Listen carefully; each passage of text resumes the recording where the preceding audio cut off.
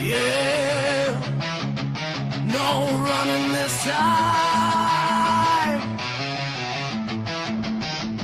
Lights on, mirrors up, moments here. It's the moment of truth. No more excuses. Every choice you made comes back to use it. Friends turn goes when the pressure hits. Stand in the fire or forever quit. Moment of truth. Face it or lose it. Woke up to the same old lies in the mirror. Chase paper dreams, now the vision's clearer. Homies I roll with plotting on my back, smiling in my face while they sharpening the axe. I gave them trust, they gave me lessons. Now I'm counting scars instead of blessings. Karma don't sleep, it just waits patient. Every seed you plant grows, its own payment. No cap, no filter, no fake applause. When the mask drops, who you really are. It's the moment of truth. No more excuses. Every choice you made comes back to use it. Threads turn goes when the pressure hits. Stand in the fire or forever quit. Moment of truth. Face it or lose it. I used to run from mirrors, hated what I saw. Now I stare it down till the pain withdraws. Bills stacking high, pride stacking low. Had to learn the hard way, you reap what you sow. Temptation whispered, just one more play. But that road leads straight to yesterday. Lost some battles, yeah, but won the war inside. Took the L's and turned them into pride. No more hiding, no more fronting for the gram. Real, recognize real, that's the only plan. So when the night gets quiet and the doubts creep in, ask yourself straight, where do I begin? To fix the damage, to heal the sin. This is where the real story kicks in. It's the moment of truth. No more excuses. Every choice you made comes back to use it. Rise from the ashes or stay in the pit. Own your story. That's the ultimate hit. Moment of truth.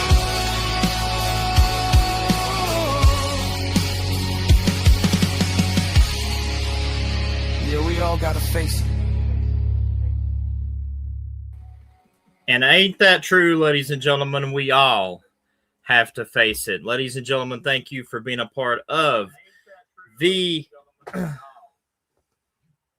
Moment of Truth podcast with my special guest I'm about ready to bring in.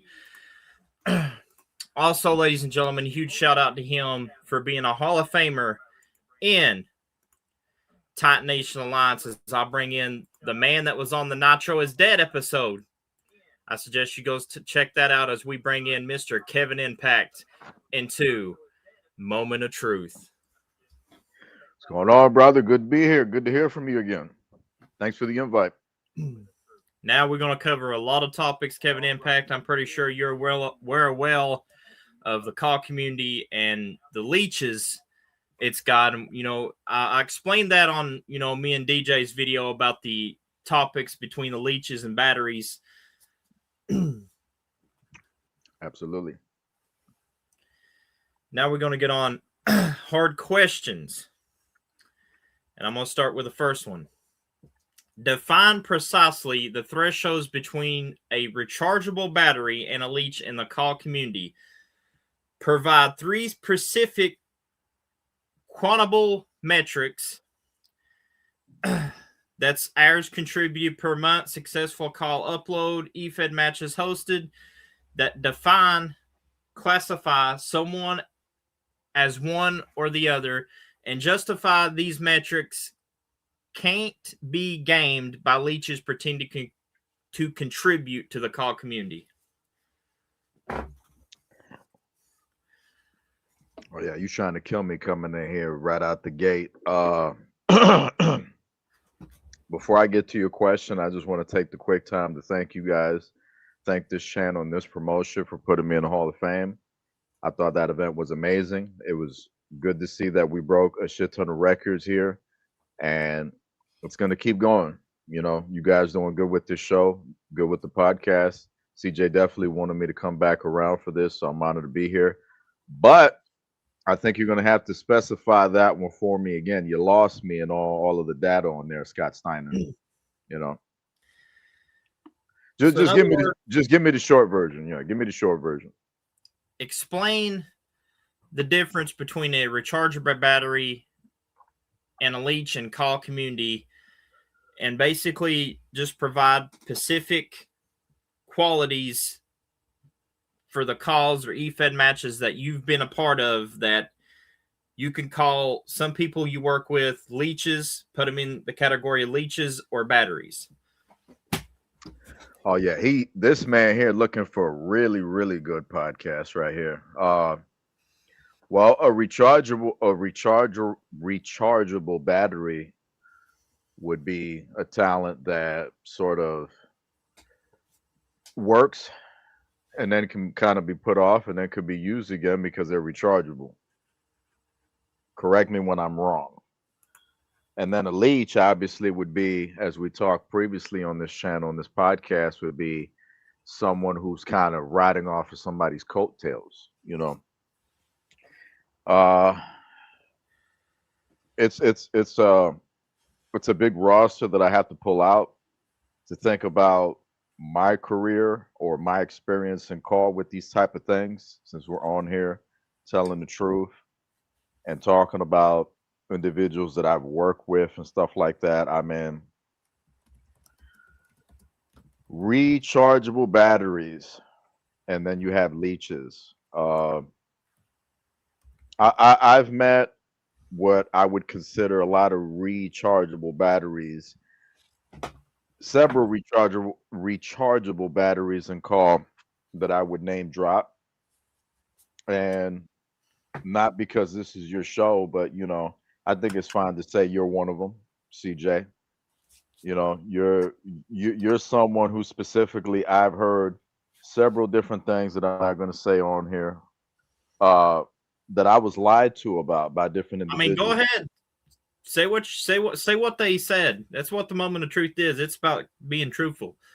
So if they get exposed, hey, that's what it's all about. Yeah, I mean, people that have talked to me about you, uh, were not people in JTV. They were people that were hearing things, being told things, and it definitely came from Hulk Still Rules side. Now, I don't specifically have any specific problem with Hulk Still Rules for those that know him and whatnot, whatever he goes by. That's what I know him by on PSN. But you know, his side of the woods was definitely saying some stuff about you, and just to be professional, even though we're being transparent on here, I'm not going to go into it. You know, that's just a me thing. I just think it's professional to do it that way. But there was different lies that were being said, and long story short, as I've come to know this guy, I realized that it was incorrect. You know, this guy right here is upfront about a lot of things, and someone who's going to be full of shit is not going to do that. They're going to struggle with it. CJ Mondo's a rechargeable battery in call for sure. You know, someone who you can pretty much put on there, give you all the energy that he has left, and then when you put him to recharge, you get him right back, and then good to go. Uh, Someone else, I'm going to bring someone into this conversation that has had a little bit of heat lately, but I'm going to get to him in a little bit. Right now, I want to mention Colin Klein. Colin Klein is a JTV guy, but he's a guy that has been in EFED and whatnot, you know, and has paid his dues for the longest time. He's an amazing person. He's a great friend, and he's a workhorse, and he's a backbone type of guy. He's without question a rechargeable battery, no doubt about that, and an excellent addition to any call pro wrestling talent roster. If I'm still getting around to TNA and learning about this brand as much as I can. If Colin Klein is not over here, he should be. The next person that I'm going to mention that has been in a bit of hot water lately that I consider a rechargeable battery is Mark Bennett. Mark Bennett is someone who's a rechargeable battery. I think Mark can be destructive to himself. You know, I wouldn't say Mark is a leech. I wouldn't say Colin is a leech. I wouldn't. I've seen that you don't appear to be a leech, CJ. So you guys are three guys that I would consider rechargeable batteries. Um, that there's probably a shit ton of other people I could mention. Um, if I take time to think, you know, those are definitely two guys that come to mind. Me and Mark have had our differences. You know, what I mean, once upon a time, him and I had a small issue, and we had to part ways, and he was kind of manipulated into that and whatnot, and it happens sometimes. You know, Corey Flash was another guy who went through that scenario. I'm sure you have met a shit ton of people who fell into that as well. But I don't see them as leeches. I see them as rechargeable batteries. Uh, you mentioned three. So those are the three that I'm going to put on the table right now that come to mind. There's a lot of them, you know what I mean? But I don't want to be answering your question for 2 hours, you know. So I'll drop those three names for now, and I'll go to three leeches. And this is really you put me on the spot, you know. But this is why we're here. We're here to have fun and to tell the truth. Um, Three leeches in the car community that are succubus, vampire, manipulative, conniving, fake, fucking weird, and very destructive to the car community. If I have to drop three leeches, uh, I have two. Let me make sure that I can get you a third, just so I can give you a small roster to work with and see what you have to say after that as we continue. But uh, the three biggest leeches that I've seen in call, and this is me. This is not CJ. This is not this promotion. This is not this channel. They're giving me a free platform. To be honest, this is me. All the heat goes to me like it always has since day one. Um, I'm trying to think of a third person because I have two. So while I'm thinking of the third person, I'm going to start with the two that I have, and then I'll figure out the third as I'm talking. So the first person who is one of the biggest fucking leeches in call that I've come in contact with in this fucking business is Trey Jeter. Trey Jeter is someone who I thought was a good friend of mine. I loved him like a brother. I cared about him a lot. I've done a lot for his promotion back in the day when we were doing the Power Word Network stuff. And he is someone who I loved him. I cared about him. You know, we spent a lot of time together talking and planning stuff, and we game together, you know, play division and stuff like that late at night. And there's been a lot of times when this individual was sort of bullied, you know, because he's always been a bit of a little bitch and very cowardly and still is. And I've been there for him and I cared about him and stood up to other people who kind of tried to shit on him, even people who are with him now, you know, who are fake friends to him, who stabbed him in the fucking back. Chris Morales, you know, and others who dissed him, made fun of him, bullied him, chumped him out, walked all over him like a fucking sidewalk. And there I was defending him, looking out for him, and making his promotion one of the best in call, uh, as much as I can. So this is someone who, long story short, at the end of the day, turned out to be a leech, is a leech, period, in call, will leech off of me, you, everybody, and will destroy wrestling promotions all over the fucking place. You know, the only reason he even has one, if he still does, you know, I wouldn't know, is simply because he has a fucking PlayStation. And it's guys like that who do not deserve any promotion, any clout, any love, any respect in this industry. Granted, Trey is someone who has paid his dues, kinda, and has participated in the growth of Carl, and that's what I can give him respect for. And I can thank him for the video library that he's offered the JTV channel and the matches and all the work he's done for us when he's looked out for me. I'm always going to appreciate that. But what I am not going to appreciate is a fake fucking piece of shit who at the end just stabs you in the fucking back because he just didn't agree with the fact that you was pointing out how he wanted to affiliate with individuals that were not good. You know what I mean? And didn't and made the minimum effort to try to repair our brotherhood and whatnot. Didn't really give a fuck. Goes behind my back, wants to shit on me after everything I've done for him. Long story short, you know, he's someone who has banked off of everybody. He's banked off of Devin Kiloa for sure. And that idiot went and now is involved with him, which I don't understand, which makes him a fucking weirdo. I wouldn't say Devin Kiloa is a leech, but he falls somewhere in that category. But Trey will do anything to keep everyone around him down. It's all about him being successful.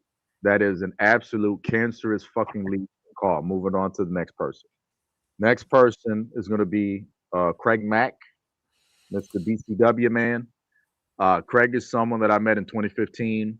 Thought he was a great guy. Loved him like a brother. Had a lot of respect for him because he was a fireman. I cared about him a lot. JTV definitely stepped in when his cancer came into play. We looked out for him and whatnot, and showed a lot of love to his promotion.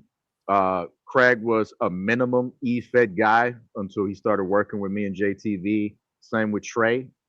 And I took both of them and made them household names. Looked out for them as much as I could. Craig was always kind of fucking weird. I tried to connect with him as much as I could, try to make him laugh, but my jokes aren't necessarily the type that would make him laugh, if that makes sense. Craig didn't like that I was ghetto. Craig didn't like that I was street. Craig didn't like that I said the opposite N word, the street N word. He didn't like that. He just didn't like that at all.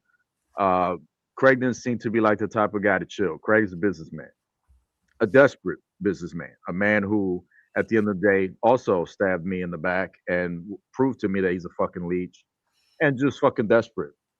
After we did everything in his power to try to get as many people from JTV to jump over. They try to beg John Skinner, try to kiss his ass. When Skinner made emotional type of posts on Facebook, him and Trey was there. All we're here for you, but like me and him was having some kind of fucking problem. They were there supporting him. Like the fucking simp that is trying to get the good looking girl. Oh, you could do better. And the moment that man said, "Oh, I'm going back to JTV," all the love was gone. The support was not there no more. The likes were gone. What happened to love?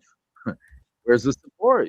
Like I thought you guys cared about this guy. So those two guys are fucking company leeches. They are call leeches. They are fucking cancer to CAW. They're fucking weird. They're pedophile supporters and enablers. And I would definitely say don't be in their promotions. Don't be involved with their people, and stay the fuck away from them because they're fucking dangerous. They're big on trying to steal information from you and all this other stuff, and that's not call. This is a fucking video game at the end of the day. It's supposed to be about wrestling. It's supposed to be about some of these things me and CJ talk about. The love and the passion, and that's where your mind should be at. It shouldn't be about getting people's personal information and stealing pictures and all this other fucking weird shit that these fucking morons be doing. You know what I mean? And this is all me talking. You could take it however you want. I tell it like it is. I'm not gonna. I'm not really good at the lying and the fucking beating around the bush bullshit. So excuse me for that, but that's just who I am and that's how I am. Last person before we move on and pass the mic back to the man.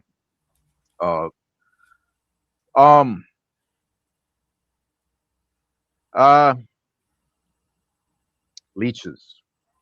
One more leech. It's funny that I'm having some different. I have someone, but I mean, I don't see the reason to mention one particular person, so I'm not going to do that. Final Leech. Oh, and I feel sorry about saying this one, but I kind of have to say this one. I have to because it is important and it is positive for me to say this one. I am not here to tear people down that don't deserve it. I just want to point that out to because I have my back turned, so I don't know who's roasting me in the comments, but um, I have to mention this last person because I care so much about Carl and I love this and it's about being positive and exposing the bullshit and that's why we're here. I don't like that I'm going to do this, but I'm going to do this out of respect for Carl. The last person that I'm going to drop as a leech is going to be Mr. whatever you guys call him, Ray Everett. You know, I came up with a character called Burke Lawson and JTV gave it to him. So he was Burke Lawson in my promotion. He was Ray, whatever. You know, he had a bunch of different names, Ray Everett and this and that. So you guys know him, Mr. MPW guy. I mean, he changes company names every 3 months. So it's hard to keep up with the guy, you know, if he keeps changing identities. But the reason I'm going to mention Ray in the middle of this New York blizzard here, all around me, is because it's important. I don't like that I'm doing it, and I'm going to guilt myself for doing it, but I'm going to do it. Okay. So Ray is a leech, and I'll explain.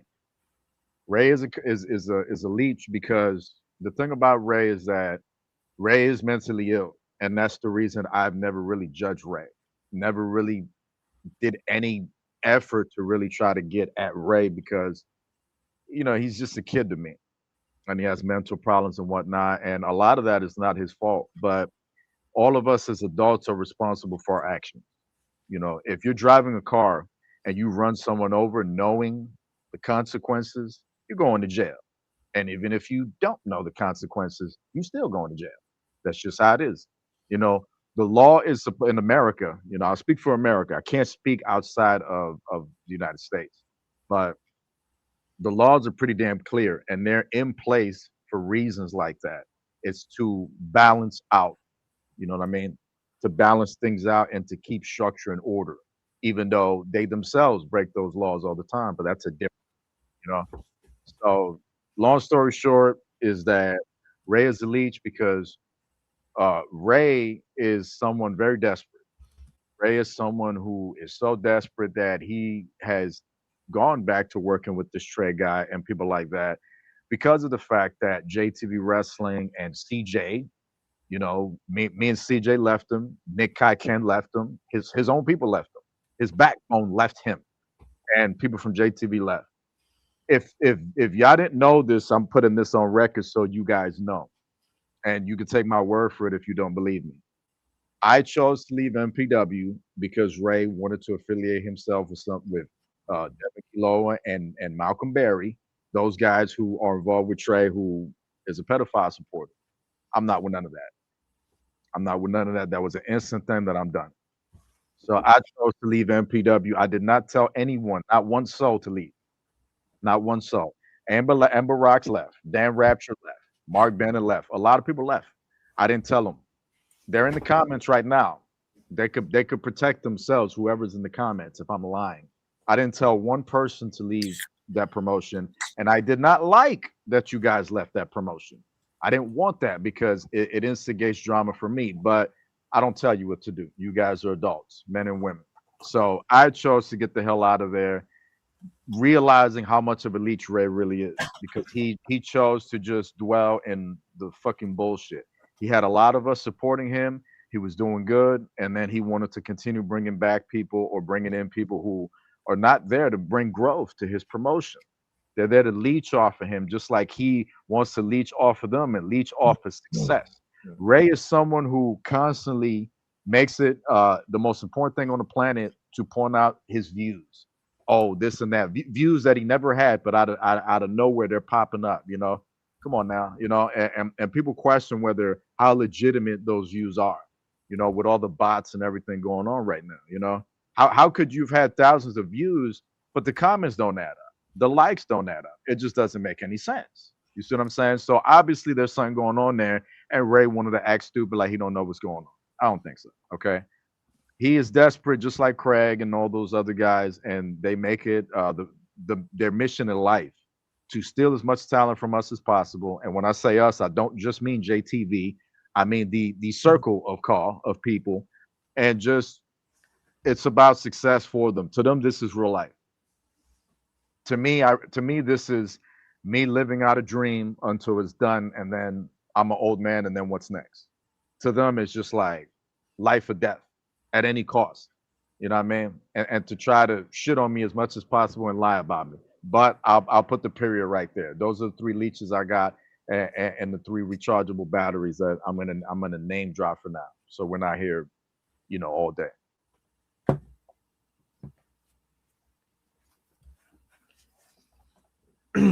Now I'm going to bring another man in that I basically asked him to ask you. I don't know if he did. Is Nick Khan? He did, but you're the boss, man. At the end of the day. So I'm going to add him in, and also I'm going to ask this question too. Okay. This goes for both you and Nick. Whoever wants to take this, the mic first after I answer it. How would Kevin Impact or Nick Khan do to separate leech people from battery people? Whew. That is a tough question. At least for me, it is. I'm ready. So I'll start it for you, and then you can add to it, Nick. And good to hear from you, by the way. Same. I mean, it doesn't have to be the most impossible thing in the world, CJ. I think that there are people in call that are usually around me, and they're very transparent, and they don't put up with bullshit. People like Chris Conscience, for example. This is someone who, especially him, yeah. You know what I mean? Chris Conscience, the only reason me and him connected years ago, and I know him even longer, it's just we didn't talk. We was just friends on Facebook. But the only reason we connected is because the thing about Chris Conscience is he's real. Period. And you don't get a lot of that. And if you look at CJ, and again, I'm not saying this because I'm on this fucking show, but I'm going off of what I've seen. I see the realism in CJ. CJ calls shit out. DJ Chaotic calls shit out. Chris Conscience calls shit out. These are the people I want to be around. I don't want to be around fucking leeches. And when it comes to that type of thing, you just need more of us.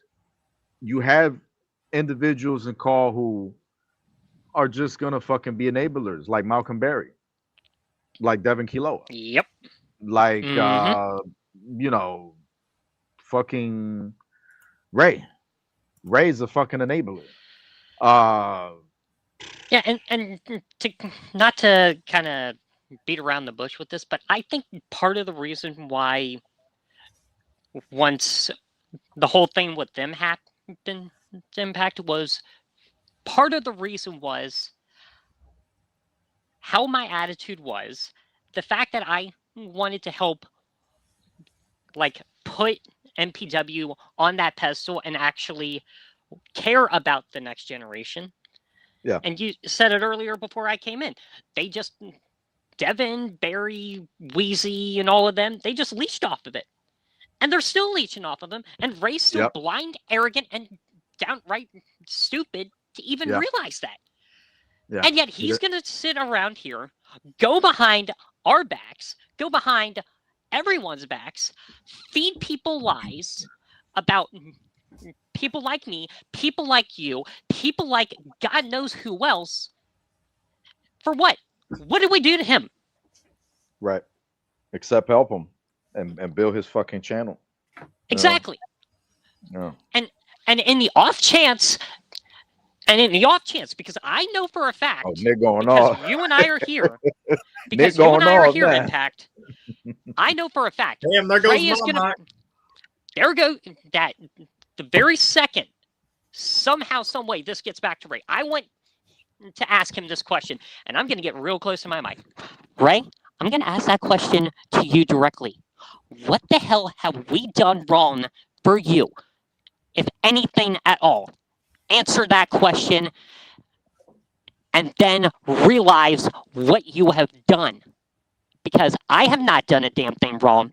Kevin Impact has not done a damn thing wrong. CJ Mondo has not done a damn thing wrong. No one within JTV, Titan Nation Alliance, or anywhere else that used to support your ass did a single damn thing wrong, and you are going to go behind our backs and lie about us to God knows whoever the fuck wants to listen to you.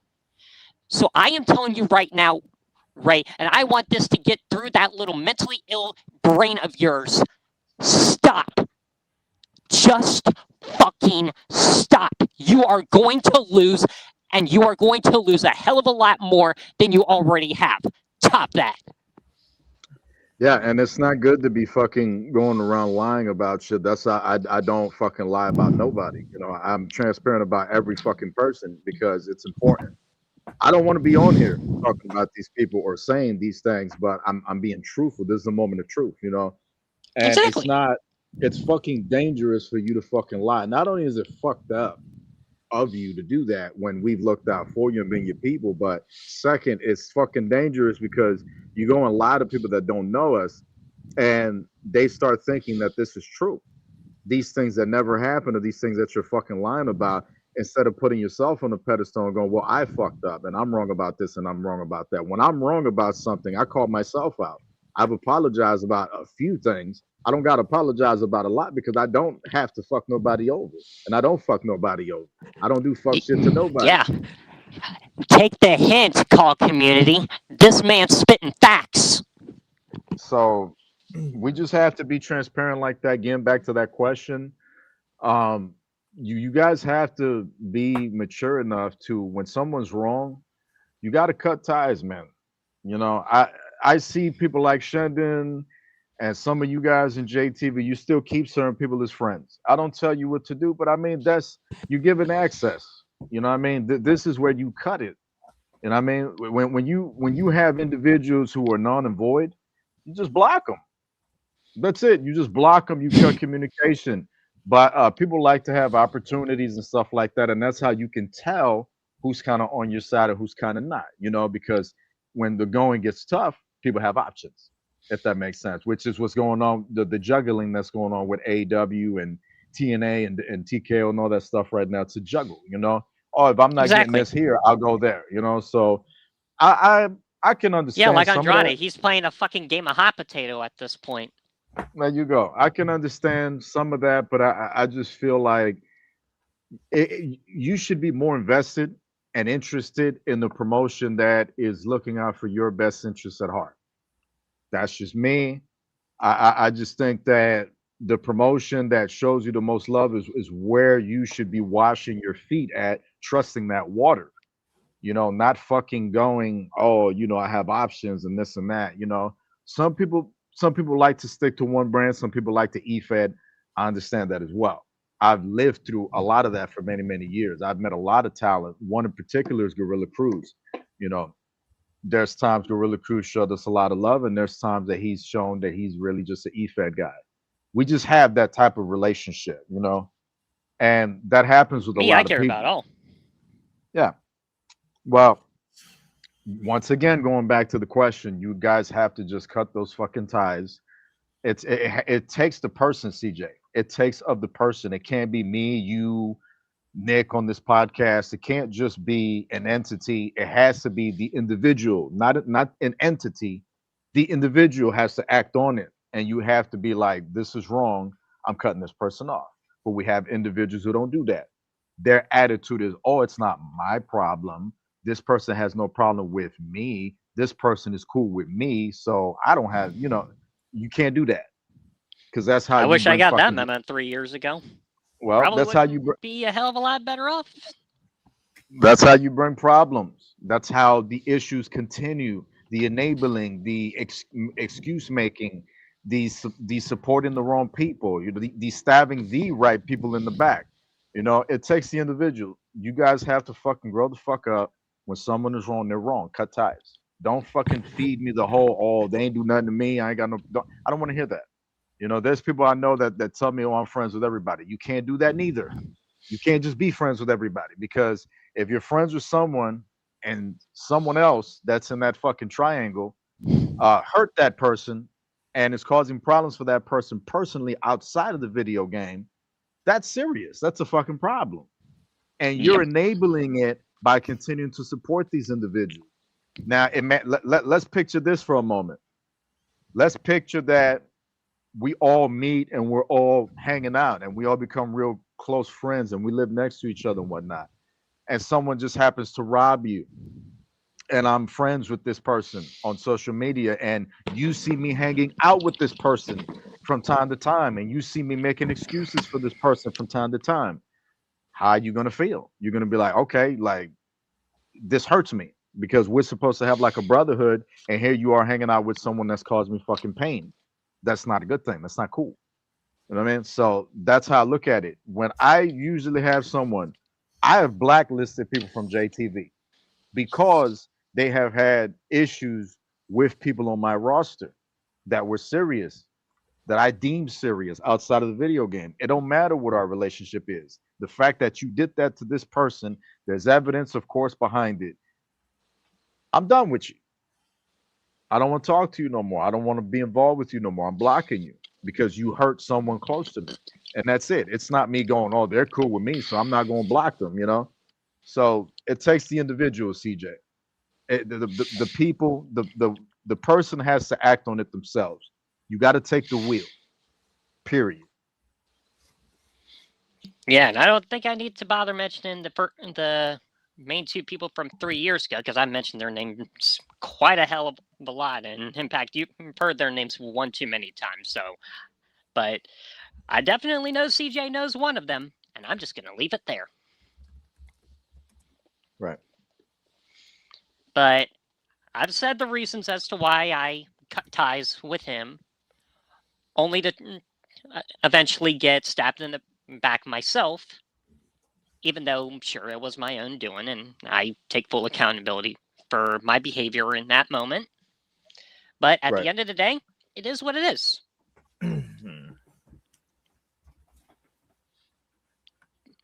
But the one thing that they did not do is they put all of the blame and expected me myself to take all the accountability. And just now, 3 years later, I can say that they're slowly starting to realize they needed to take some of that accountability as well. How are they doing it? Slowly but surely, they're starting to open up to the idea that I have changed. Like that entire behavior I had, that entire way I was back then, it's changed. Time does heal a lot of wounds, but it doesn't heal the scars that are left behind. And that is something I can definitely say that everyone that's watching this, I'm sure you're going to say that I am saying something very true. Because that's just how things are. Like, you can probably go back to these people. They're going to be all like, oh, I'm sorry. I love you. I miss you. Can you please take me back? And you're going to be hesitant. I can definitely say I'm hesitant with some people that were once within my friend group 3 years ago.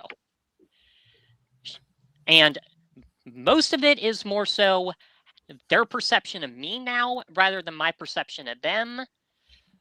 Some people, it's both. But regardless, I understand that time does heal all wounds, but it doesn't heal the scars that are left behind. Those scars are permanent. Those scars will stick with you for the rest of your time in this community. And that is one lesson I want to make damn certain that everyone here understands.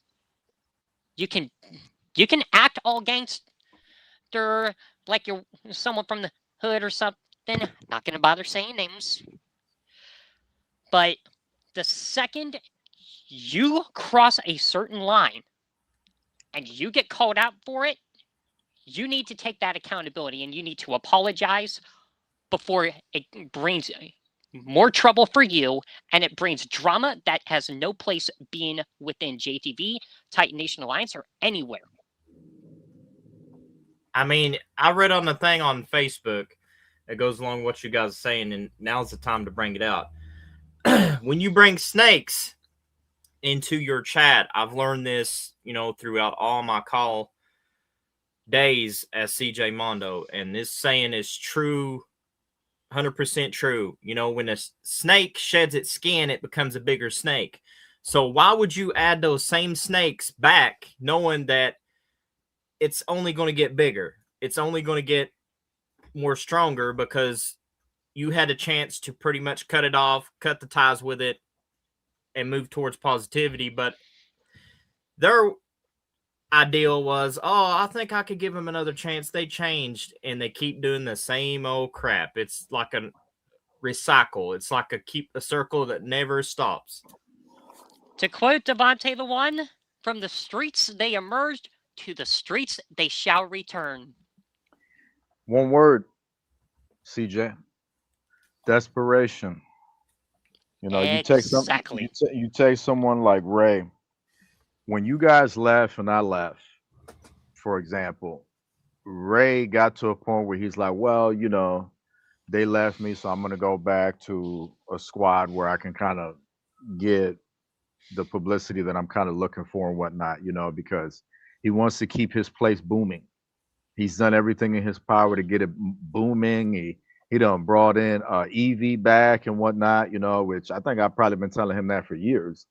And just fucking signed everybody, did everything, and he did a good job. I'm not going to take that away from Ray, but I mean, it don't equate to anything, man. If you ain't doing the right thing, it don't mean nothing. Yeah, you I can could certainly say, sorry to interrupt, but I can certainly say the biggest act of desperation that I can say I noticed was when I heard that those two people that I cut ties with 3 years ago. Well, really, the first one I cut ties with, the second one just cut ties with me by stabbing me in the back, but they're over there now, and I can definitely say that tells me just how desperate Ray is. Dead giveaway. Yeah, man, of course. And like I said, I'm not going to take too much away from the guy because as a promoter, that is your job. You're supposed to be doing that. He's doing his job. But like I said, you could be Batman all day long. If Batman ain't shit, it doesn't matter. You know what I mean? If Batman is not a good person, he does not matter anymore. You know what I mean? There's levels to it. You decide what legacy you want to leave behind. You know what I mean? Joker was able to put together a legacy being a horrible person into his death, depending on which comic book or story you're reading on him. What story you're playing into with the Joker, with him dying in the end. So that's just kind of like where Ray's at. Ray's a legend in call, and this will be his legacy. Me personally, I'm going on record saying that I'm done with him permanently. We cannot fix our situation. I think Ray realized that, and Ray just made this desperate move that he's made, and it's very, very unfortunate. And he's the one that gave me my break, and this is how I get repaid. It's besides the point, But I mean, I hear you, but my thing is just like, if I would have been him, I would have done the energy he put into bringing these idiots back. I would have used that energy to try to let me see if I can get things right with Impact. Let me talk to him. Let me talk to Shen. Let me talk to CJ. Let me talk to Nick. Let me talk to everybody. And just, and it's like he didn't give a fuck. He didn't really make that effort. It was just like, well, if you're not with me and stuff like that, I'm gonna do something to piss you off. I'm gonna go back to this circle. And I just think that's bullshit, That's why I just lost all respect for him in that retrospect. And he pretty much fucking buried himself by doing that stupid ass shit. That's the thing. Ray, there's a thing called Anakin Skywalker syndrome, and I think you have it. Yeah, it just didn't make any sense to me. He acts like he wasn't shitting on Trey. He shit on all these guys, and yet here he is working with them. Like, you're fake. That's some fake shit, and I just can't do it. I definitely don't regret blocking him. Which, by the way, I actually can prove that. I have Ray blocked on everything. We don't need you to prove that, Nick. But the I thing know. is Just that, getting that out there in case nobody believes it. well, I mean, people are gonna have opinions. This is called. This is human True. being. People are gonna have. You can show all the evidence, tell the truth. If they don't want to believe you, they just won't. That's just how it Exactly. goes. There's people who, to me, to you, to CJ, to people watching, they just don't want to believe us because they're friends with this person, that person, or they just don't want to believe us. They're not involved with us. So it doesn't matter what we say to. They choose not to believe us. Um, Until we show them so the proof itself. no, even after they just don't give a shit. They disregard it and just go, oh, they try to figure something else out, say something else, come up with another excuse. And the same moment you're proving to them the truth, they're like, oh, no, but you're a bad person because look, you didn't tie your shoes the same, like both your shoes is not tied the same. Like, come on, get the fuck out of here, man. You know what I mean? Like, and that's just how some people work. That's why I don't give a fuck about nobody's opinion. Exactly. I'm here in call to make it better since day one. I've made a lot of names. I've done a lot of things. I've gotten a lot of people subscribers and stuff like that. And I'm happy with who I am and what I've done because I know I've never been full of fucking shit. Never. Now I'm not perfect. I'm a human being. Of course, I can make mistakes. I definitely have made mistakes. I mean, lots of them. But everything happens for a reason. So there you go. And I guess apparently in Ray's eyes, he thought when it came to Trey and all them, if you can't beat them, join them. I guess so, but it's going back to what CJ was asking. It's just like it's just desperation. A lot of call owners and a lot of people in call become desperate, and it's fucking weird to me because let me put myself on the spot here. JTV's doing pretty good. We get pretty good numbers. Sometimes we get bigger numbers. Sometimes we get smaller numbers. And I'm happy because it's like we have a platform. Like I'm proud. I'm happy. I feel good. And I feel like I'm doing something like progressive, not just in the world, but also for people in call. So like I'm happy where I'm at. Could it be better? Of course it can be better, but like I'm satisfied. I don't feel like I gotta fucking get 5 million views, and fucking I need to sign this person and that person, and I got to be talked about, and I got to be Right. trending.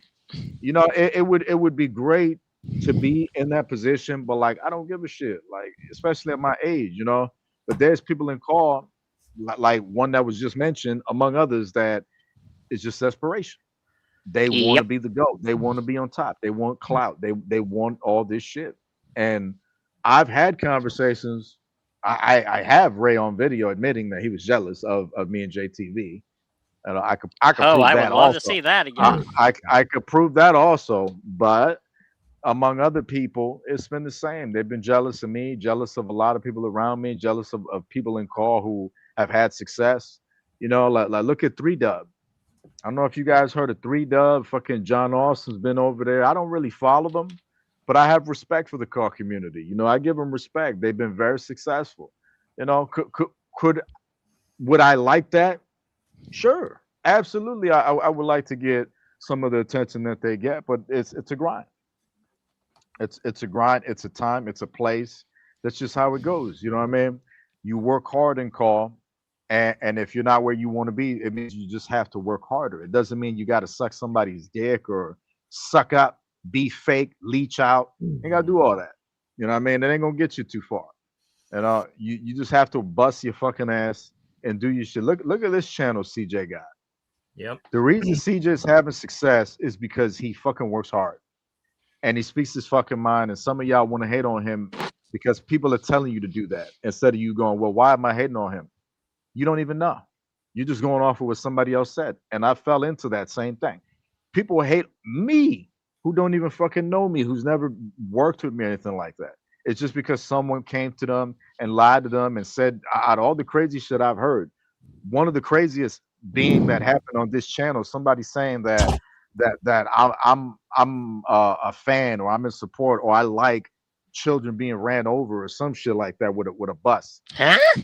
You got to be fucking kidding me, So it's a lot of different things that go out there. Be careful of these scams and call, y'all. please be careful because a lot of people are full of fucking shit, and that's what we need to continue to expose. That's why we're here.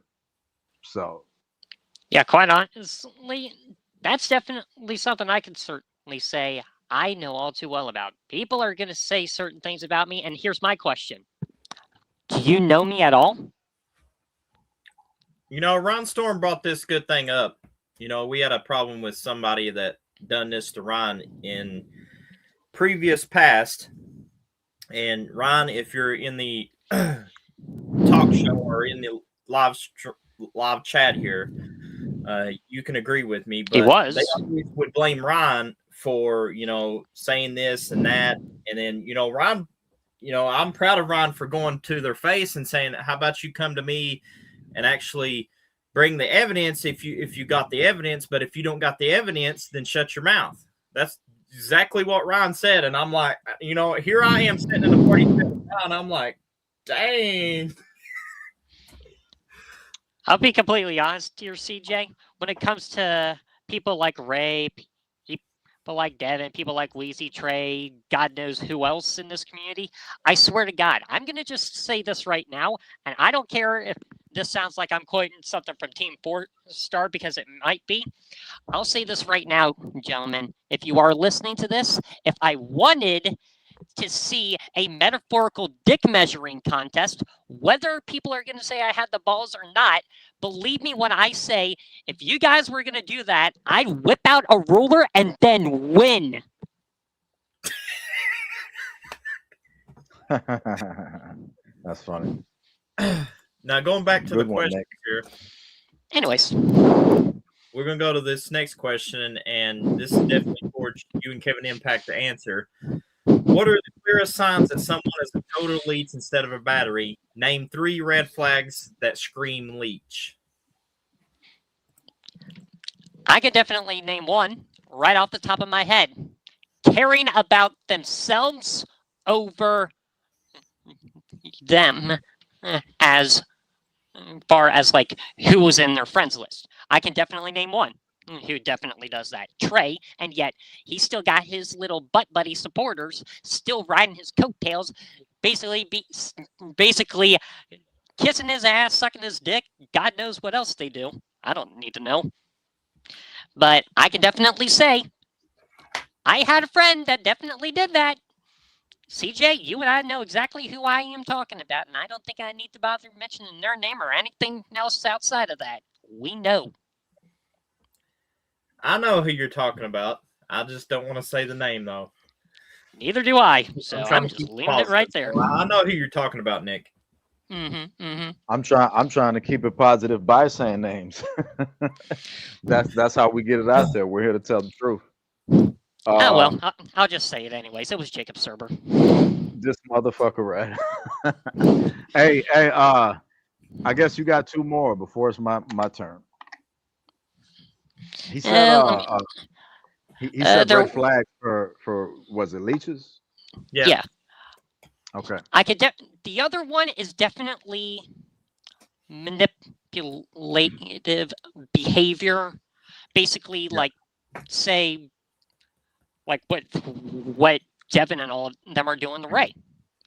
That easily is the biggest red flag. I don't know why the hell it just feels like every single time we tried to basically say to Ray, Devin belongs to the streets, he's still bringing this motherfucker back, and I'm still practically over here just looking like, well, fine. Right. And I'm going to say this. I'm going to say this right now, and I'm going to say this live on air. When Devin did come back, before they brought back Wheezy and all them back, I actually was going to slowly start showing him some sympathy because of what he said in that call. I was there. I heard what his reasoning, and I heard how depressed he sounded. At first, my showering gun was telling me this Samoan motherfucker is lying. He's using us. But at the same time, I had pity for him. That's where I basically should have listened to that showering gun and basically said, Mayday, Mayday, Mayday, get the fuck out of here fast. That man is not Samoan. Maybe he is, maybe he isn't. I don't give a shit. That man is not Samoan. I'm telling you, he's not Samoan. That they just want to follow the bloodline shit. You know, it's a popular thing for these kids. Yeah, unless I start seeing an ancestry or a DNA test saying that he is, I'm not going to believe it either. Yeah, he ain't fucking Samoan, but it sounds cool. You know what I mean? It sounds like a cool thing to say. And a lot of people in Call were saying that they were Samoan because when the bloodline thing was going on, you know, a lot of people said it. The whitest cheese in Call was saying that they were Samoan. So it goes that way. But and I'm going to be completely honest here. In fact, I'm sure Devin's got a fucking shrine to the bloodline in his closet somewhere, and I'm sure Weezy's got one somewhere too. And there's nothing wrong with that. There's nothing wrong with that. You know, they're entitled to have a shrine. That's all fine. I like what Dan said. That's pretty fucking true there, Dan. That's very true. It depends. You know, it's more about who you are, what you do. Exactly. If you're a Bloodline fan, there's nothing wrong with being a Bloodline fan. I mean, we all love professional wrestling. We love all these fucking talented legends and all these talented characters. This is our passion. And we love to game. You know what I mean? So, you know, it's not wrong with that. It's what you do with it, I guess. You know what I mean? Like lying about being fucking Samoan and shit like that. I mean, it's all about just doing cool shit. I don't hate him for that. You know, him using that to try to get over and to do stuff. It's not too much of a bad thing. Car is supposed to be about fairy tale and fantasies and imagination, so I think that's fine. Yeah, you know what I mean. But I can certainly say there is a limit to it. Of course, absolutely, there is a limit. One more for the leech. Okay, let me think here. Oh, that's right. Being a backstabbing piece of shit. Mm-hmm. We certainly can say Impact and CJ. We have dealt with our fair share because once I'm Rick James. Kevin Impact, I need you to call the cops. There's shots fired on this podcast. 911. Shot fired. Shot fired. Because I can say right now, the second you start putting that knife in people's back and start siding with one person over the other, that's when I can definitely say you're not just a leech. You're a goddamn piece of shit. Amen. So Amen. I just labeled my 3. The floor is yours, boss. I could say a few different things. You know, I could say a lot of different things. I'm gonna just go off of my experience. I mean, red flags for stuff like that is something that if you're just starting in Call, if you just started a league and you just have this new show you're making, because I know there's going to be people coming back in 26. Oh, yeah, for sure. Mm-hmm. There's going to be new E-Feds and whatnot. So for anybody that's starting, I'll give you advice. And for anybody, I don't need to give advice to people that are experienced. This is for new people who don't know. For those of you that don't know and you're starting, red flags, according to this question, is something that you're going to get better at over time. But if you don't know, you have to look. There's signs everywhere. You take Craig Mack, for example. Craig Mack was such a fucking weirdo that this fucking dude was asking me, where do I post? What do I do this? Where do I do that? You know, CJ will ask me stuff. CJ doesn't give me no weird vibes. That's why I chose to work with him. That's why we had an excellent co-op. You know, and I decided to go into this Hall of Fame for this promotion because as I talked to Shannon and other people, CJ made me feel comfortable. And not just that, he put me in the fucking Hall of Fame. Ain't nobody ever did that. All right. Yeah, speaking of which, thanks for leaving me high and dry after BKS joined their Impact. Real clever. I'm sorry, man. I got pissed off, you know. I got the mic taken from me. I took the mic back and I left. You guys fucked up my ceremony, okay? And I had to go to the back. I was trying to save your ass. Hey, I appreciate it, man. You know, but what did I know? You know what I mean? I walked out. I had an earpiece in Kevin Impact's ear, and I told Kevin Impact it's time to come to get you away from the trouble. Yeah, we had a conversation, me and CJ. We were distracted in the backstage area, and they did what they did. You know what I mean? But I mean, there's good news. The good news is I got TV time for you. CJ has TV time for you on this channel. And me and him are going to be working together going forward. We're going to be working together. So you're going to be seeing Kevin Impact coming over here with some JTV folks. And we're going to be doing business, Nick. So you got to I get know with that. me. And of course I got this. What? I got the briefcase right here with me. There's going to be a lot of opportunity, Nick, Mhm. and TNA Titan Nations and the JTV for you to get your hands on BKS and to speak your mind. If you want to go on here on this channel and get a promo, I'm sure CJ will give you the airtime. You can say whatever the fuck you want about BKS. Same with Maverick and anybody else who want to come over here, you know, from JTV. If you got something you want to say, you want a match in TNA, by all means. I got to meet Nixon Wolf. I didn't know me and him was gonna get along, by the way, because I had seen him for a while. I just didn't know him. Shout And out he for sho- Nixon. Yeah, Also, he showed 'cause showed he's me got a love show and after the respect. podcast. Oh, he's got a show after this. That's what's up. Yep. He showed me love and respect that I did not expect from him during the Hall of Fame. I just want to point this out real quick. He showed me love. I didn't expect that. I've had love from Ryan Storm and him and a lot of the folks over here. DJ Chaotic's another one. To me, that means a lot. It means a hell of a whole lot because I wasn't getting that love elsewhere. But back to the question. Those red flags gonna be everywhere. You have to look out. Oh, back to the Craig Mack thing real quick. This motherfucker was just adding up all my contacts all over social media and everything.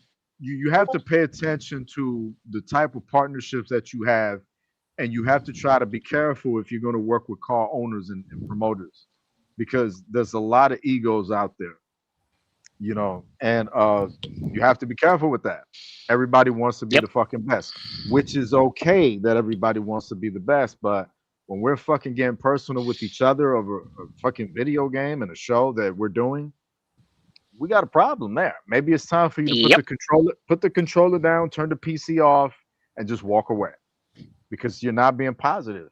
You're not being positive at all by doing that shit. So there's a lot of different flags to look out for. You know, who are they adding from your friends list? Who are they talking to? I've seen Craig once again fucking try to suck up to a bunch of my people that didn't even know him. I remember when Gorilla Cruz signed with us, and then Gorilla Cruz was posting about his health, and Craig is like, "Oh yeah, I'm here for you," but this and that. And I'm like, I talked to Gorilla Cruz. I'm like, you know, I asked him about it, and he's like, "Oh, I don't even know Craig." And me and him started laughing.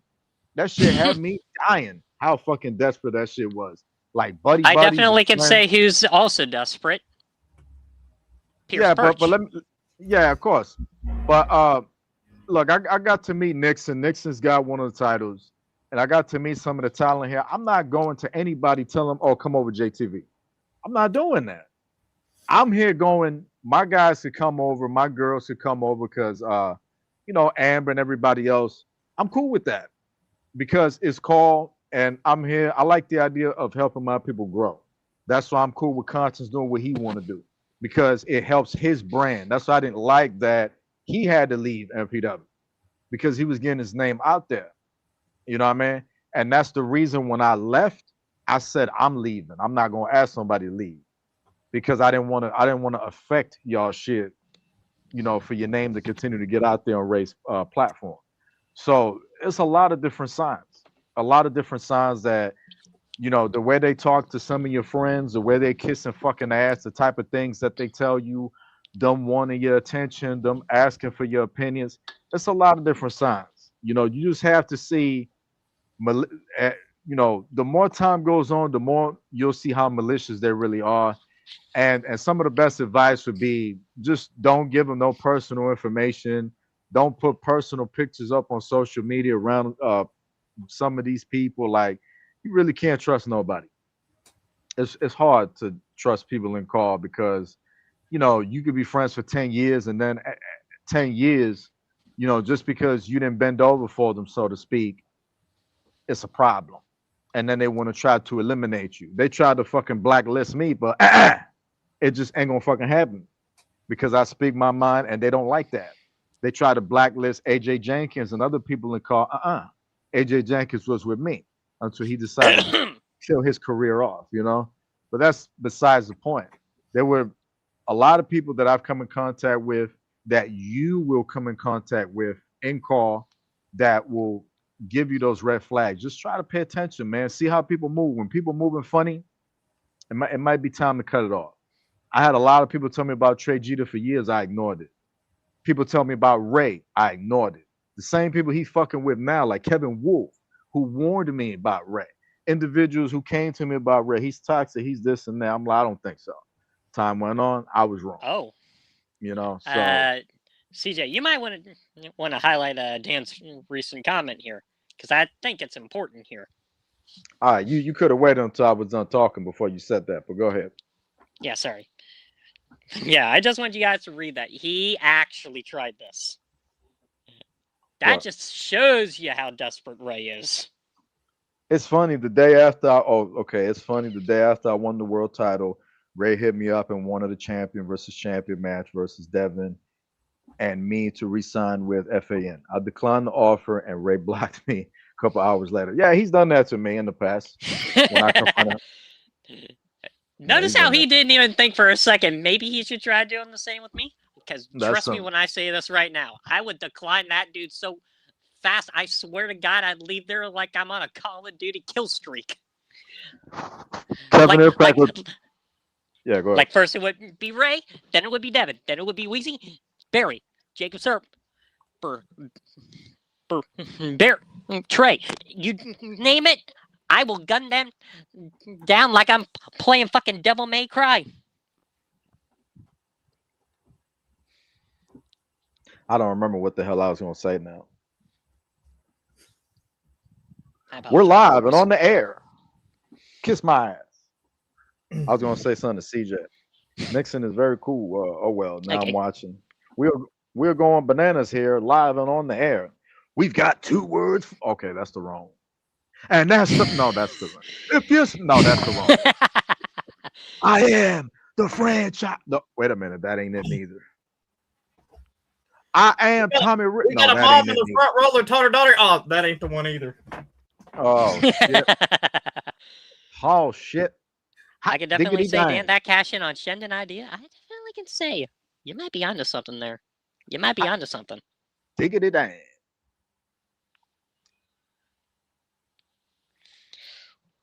Because if that TNA Money in the Bank briefcase can also be valid over in JTV, ooh, I think Shendon just put a bigger target on his back without even knowing it. Dan was asking, not me, but someone came to me from management, wink wink, and told me that Dan had curiosity on whether he is going to be able to walk into JTV television with that TNA title that he has.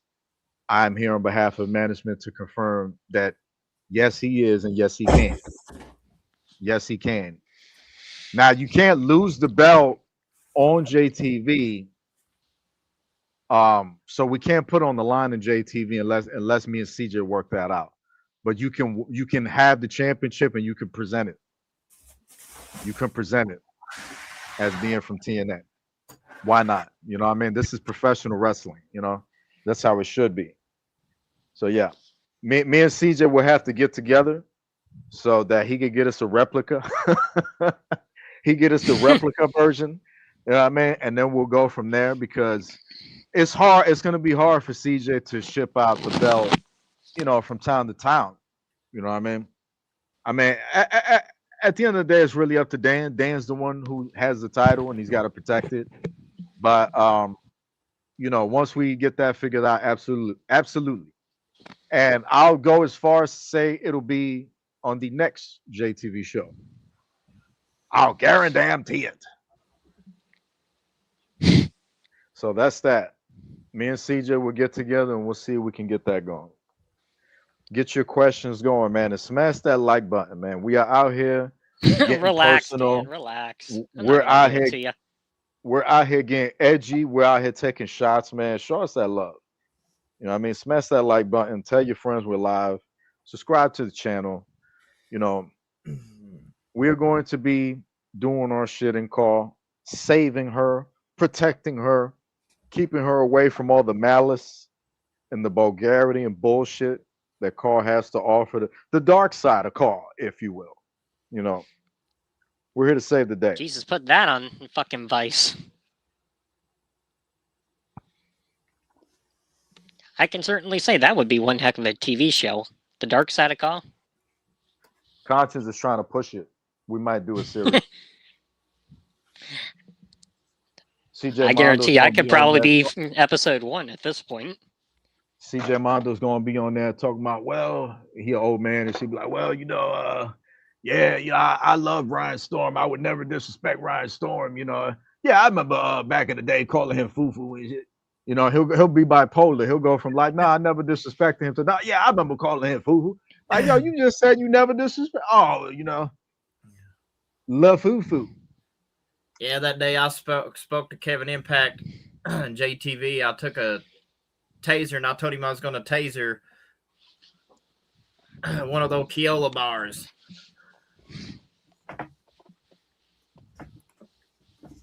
There go Maverick watching. Smash that like button, Maverick. You already know. Apparently he doesn't Maverick. like me being here. Oh well, Who don't like you being here? Maverick. He said that? Earlier in the chat. Oh, okay. I see it. I see it. Yeah. I mean, Nick is here with us. You know what I mean? Nick was here with us. Nick got my blessing. He hit me up. And CJ Miles was the boss man. It's his show. I don't mind Nick being here. We have a nice time. I'm glad he's here. It's like this for me and Nick. And I It's may, like me. and I may or may Doors not have actually open. flashed a little something here. My Okay, what were you saying? Money in the Bank briefcase. All right, what were you saying, CJ? I mean, if Maverick wants to join, the doors is open. I can send him an invite just like that. Come on down, Maverick. That man was taping some baseball games today. I like that. You want to come on down? You got some time? Come on down, LaFufu. But for now, we running the show. If y'all got any more questions, let us know. We're having a good time here. We're doing it for professional wrestling. Now, while we're putting the next question together and stuff like that, Kevin Impact's going to take over for a little bit and ask you guys in the comments, are you guys looking forward to WWE 2K26? Let us know what you think. And what would you like to see us do here in TNA? What would you like to see us do? What's the next step? Because I talked to some people and I have some things I'm going to tell CJ off air in the back, about TV, about the future of this promotion and whatnot. So what do y'all think? What is this promotion missing? What is this show missing? What do you want to see on the show? I spoke to people after the positive feedback from night 1 and night 2 of Mondo Mania number 5, the strongest one yet. And all I heard was positive things. People saying that, it was great and stuff like that. And I was amazed by that because I was hearing from my own people telling me how great it was, But of course, there were things that, everything always needs, there's always room for improvement. You know what I mean? And I do the same thing to myself. There's always room for improvement with JTV, something that I could fix, make better, So lot of different things, But while you guys are putting that together, again, I was very happy to go into a Hall of Fame. I'm very proud to be a TNA Hall of Famer, Titan Nation. And I had a lot of, I was nervous. Kevin Impact was nervous. I was nervous because when I was getting ready to come out and, we got the video going on, I suspected that the video was going to deliver, but I wasn't sure how it was going to be received, and CJ had came to me and said that they were going to give me X amount of time to be on the air talking.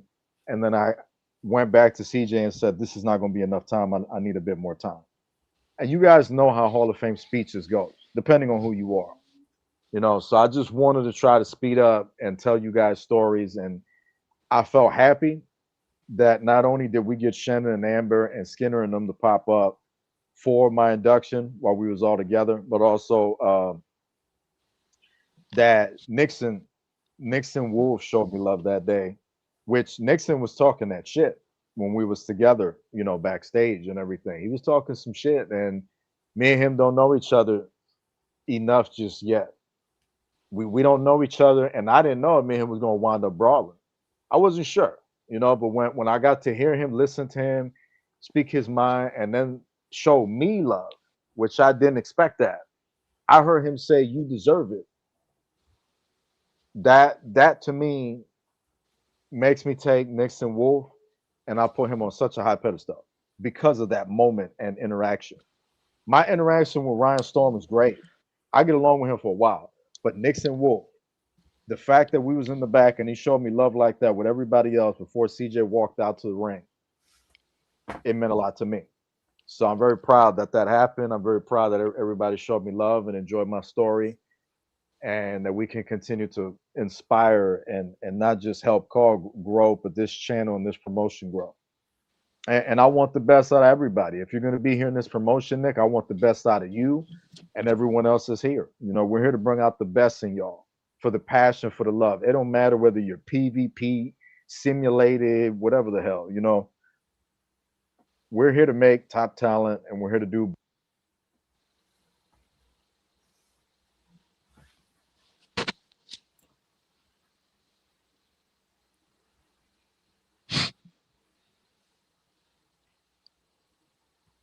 One time to mute the mic.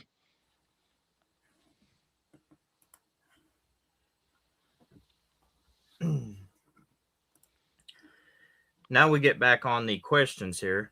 And this is the last question of the Battery and Leeches. Most of it's just call in general after this. Who are the 3 to 5 names that you guys want to give out, or you don't have to? Real batteries you respect the most in call right now, and why do they stand out? Before we get to that, if y'all can hear me, I want to apologize. My mic cut off. Can y'all hear me? Yeah. Yep. Okay, cool. All right, so I'll stop. I'll pass the mic to Nick for him to have his fun, and then I'll do mine. All right. You said, ask that question again, though, real quick. 5, what was it? Name 5 real batteries that you respect the most in call right now, and why do they stand out? You got it, Nick. Well, I could definitely say I can easily name 3 right off the top of my head, and that's Colin Klein, Mark Bannon, and Dan Rapture. The other 2, I mean, they're kind of outside of the JTV bubble at the moment, but I could definitely say that if I was to pick ones within, I definitely could say, CJ, you're on that list. I agree. And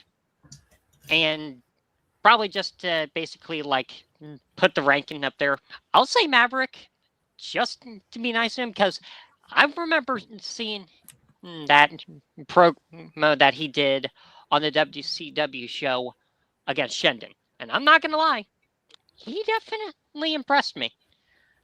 I definitely saw that fire in his eyes. He's on JTV 19, not WCW. Yeah, it was that one. Yeah, it was that one. Yeah, Mexico City. Yeah, I could definitely say that promo definitely told me, okay, I need to either start munching on some popcorn or I need to start paying attention.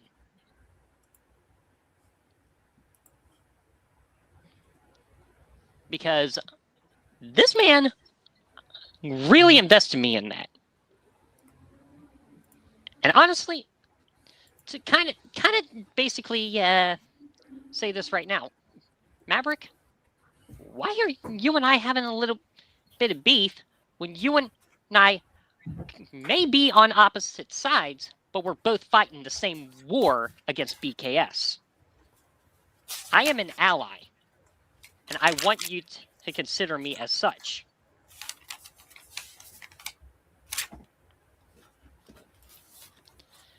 But yeah, I'm listing my 5. All right, I'm going to steal one from you. I'm going to have to say Maverick is definitely one of those guys. In terms of me knowing him, I mean, he's been his own worst enemy in call, who's held himself back from many world championship reigns and opportunities, but life happens. Shit gets tough sometimes. He's definitely an uncrowned king. Yeah, I guess it's safe to say everybody's a killer. All you got to do is push him to the limits. I've heard that saying. I think it's yes and no with that, but when we're talking about batteries and we're talking, we're speaking in call terms, you have to understand if we're not talking about just wrestlers, then we're having a conversation that we're talking about superpowers in call.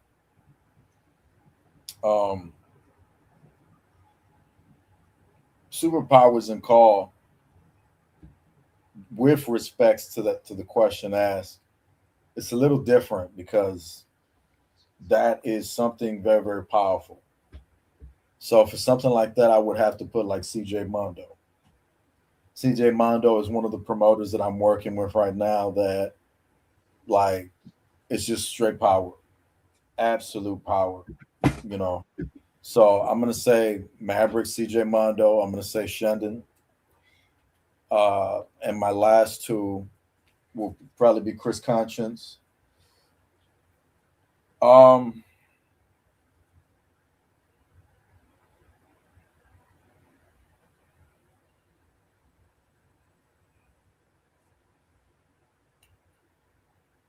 That last one.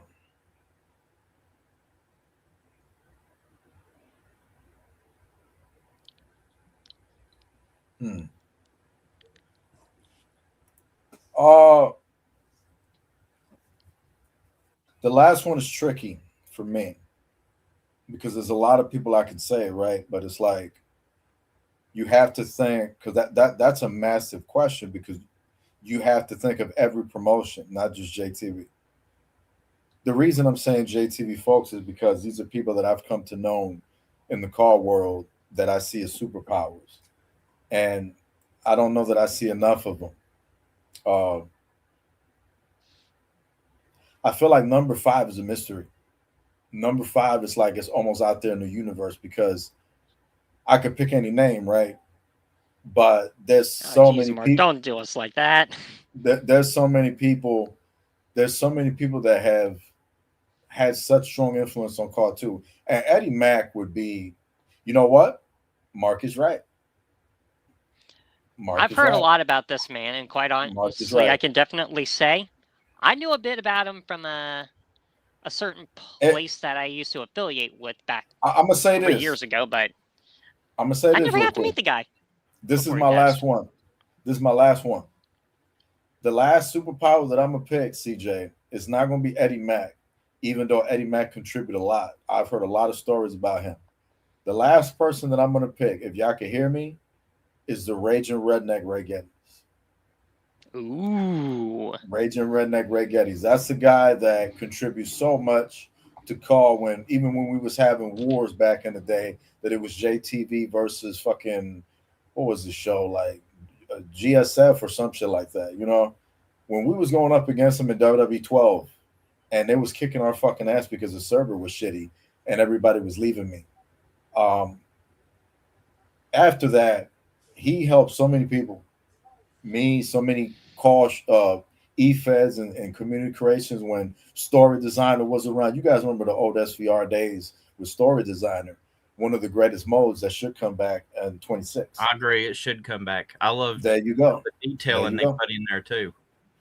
CJ, that was my love and my passion was that mode. Okay. That was my life right there. Because not only that, Kevin, like you had like stories that you could branch off of, like, promo attacks, and then matches turn into handicap. You had different details they put in the game. So I agree with you on that.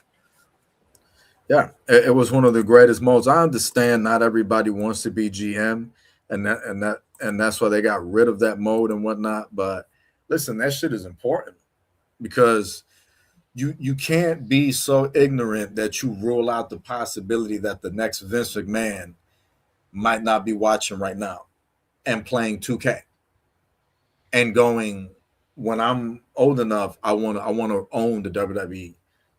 Come on, guys. I know I'm speaking deep right now, what I'm saying, but you got to think like that.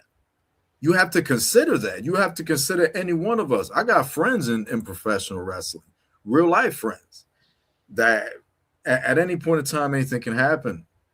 You know what I mean? And we're viral, just like that, snap of a fingertip, you know, and we're on WWE TV or AEW, whatever. So story designer is important to be in the video game because it allows the Vince McMahon of the future, the good one, not the fucking weird one, you know, to be able to practice and to hone that craft. The reason I became a really good GM or whatever the hell I am is because of shit like that, and because of story designer, and because of years of learning from people and talent and watching the stories unfold, and also pop culture, watching television, watching movies, you know, all that shit is important. So that story designer was a big deal for Carl.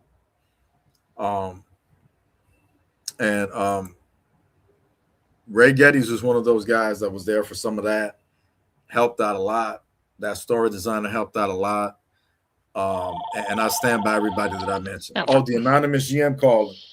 Hello. Hang on a minute. Hello there. Oh, it's Pierce Perch. What the hell you doing calling here, Pierce? Nah, you can't be calling while we live on the air like that, man. You know. You know how those bitches are, Kevin. On behalf of Titan Nation Alliance, you're fired. All right. That's that. Those are my fives right there. If y'all got questions, throw them questions at us. We are here having fun.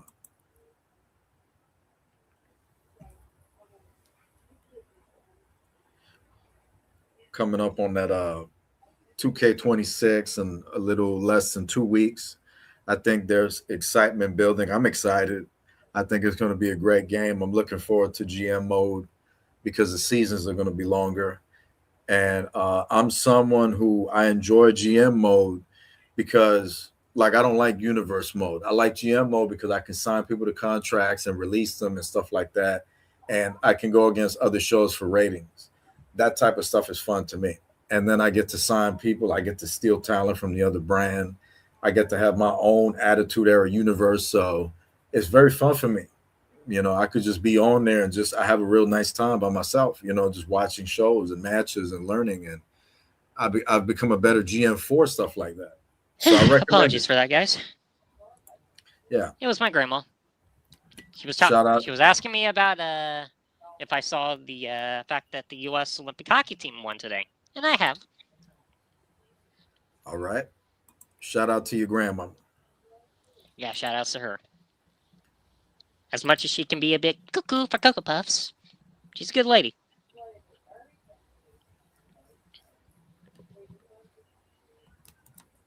Now, another question I'm going to ask, and this is for Kevin and also you. Why should COD communities ban known troublemakers forever, like a shared blacklist? Why is that so important? Now, here's where I'm going to kind of say this.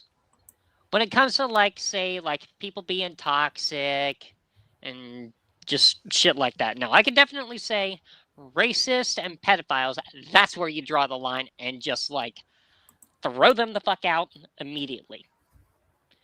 But toxic people, like, basically if they just stir up an issue or anything like that, until it gets personal, that's when I basically say, give them some time to think about what they've done. The second they make it personal, that's where you cut it.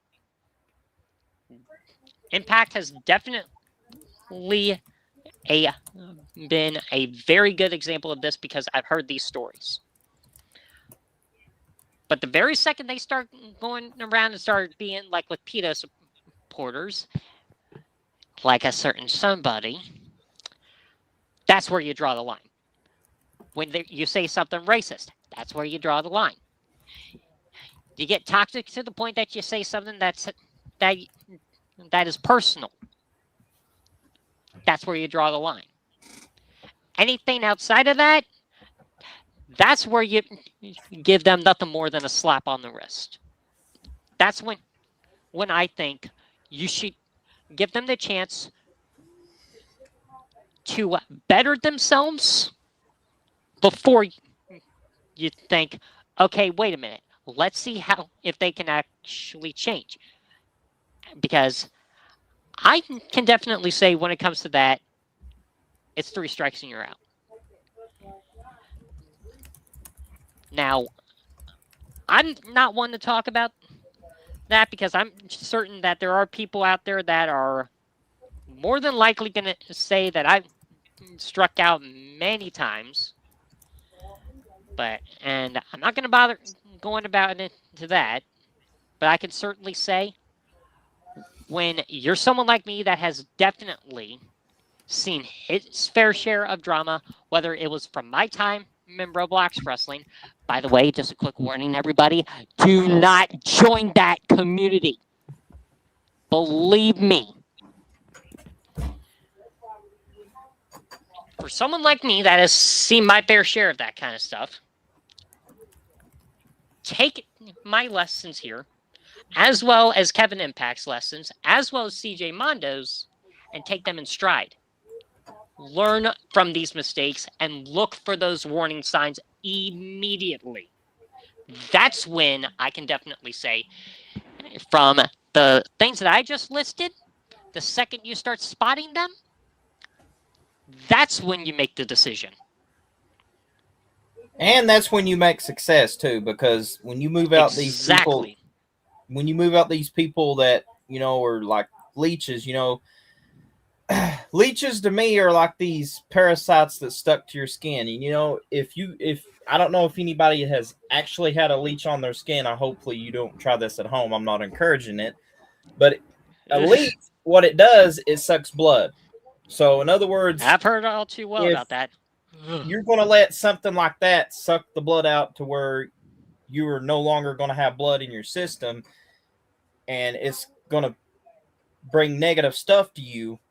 It's best to remove that leech, get you some proper care, heal, and don't even go near the leeches. That's the best thing I can say. And I'm not talking about a leech that blood sucks. I'm talking about these people that want to cling on you for whatever they want out of you, and then when they get it, it's like they leave you for the dead. Mm-hmm.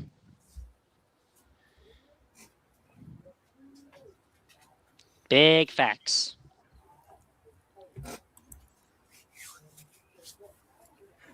Now we're waiting on Kevin Impact's answer, which is going to be a good one. All right. Kevin Impact is ready. Run that question by me again.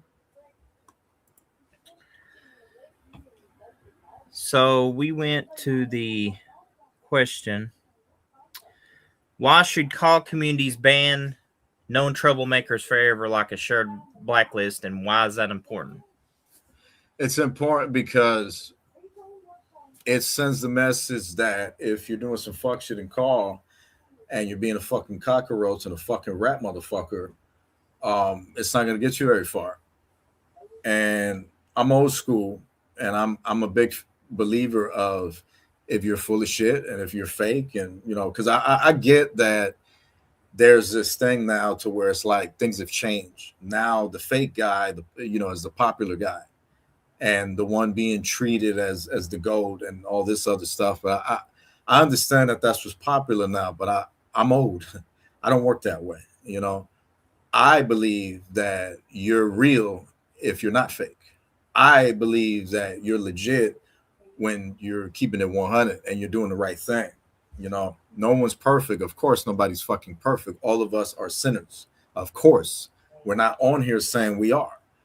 But, you know, you can't be perfect because no one is. But in life, you should strive to try to be as close to perfect as possible. You know what I mean? It's kind of like when you're on 2K. You can't put 100 attributes anymore, but you can hit 99. Or maybe it does let you go to 100. I think I'm wrong, right, Nick? It lets you go to 100? Yeah, every now and again. Okay, so some of the SVRs, you couldn't go to 100. It just go to 99. So you can go close to that 100, but you can never hit it. You know what I mean? So it's like you have to put that mentality on to where it's like, if you blacklist these people that are fucking cancer and call, what you're doing is you're sending that message and forcing them to kind of go, well, I need to change my fucking ways. So it's almost like a discipline lesson, you know, which is what I've done ever since I've been in call.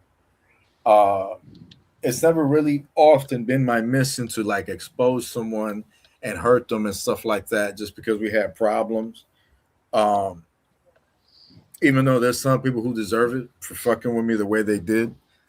But when I have problems with people and they, you know, stab me in the back or something like that goes on, and I had been business partners with people, you know, my idea would be that they're not going to sign someone that has problems with me, especially if we're working together, you know, and that you're not going to give them a platform like Ray Geddes did for Conville Wolf back in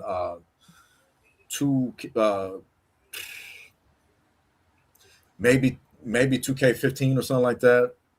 You know, we had to get rid of Conville Wolf, Conville Lupo, COH, you know, and some of those places.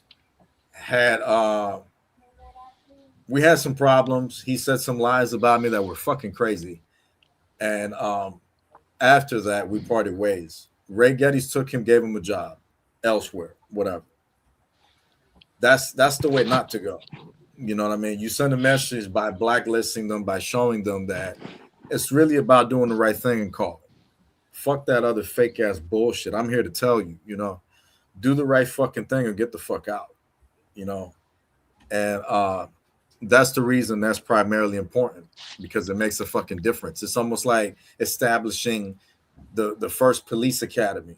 You know what I mean? The first time police officers existed, even going back to the Western days, if you want to get on your Red Dead revolver, if you will, you know, back in the day, you had a lot of outlaws that were running around. You guys that play, you know, fucking that loved the Wild Wild West and played Red Dead, you know what I'm talking about. You know, you had the lawmen back in the day, and it was different compared to a really sophisticated fucking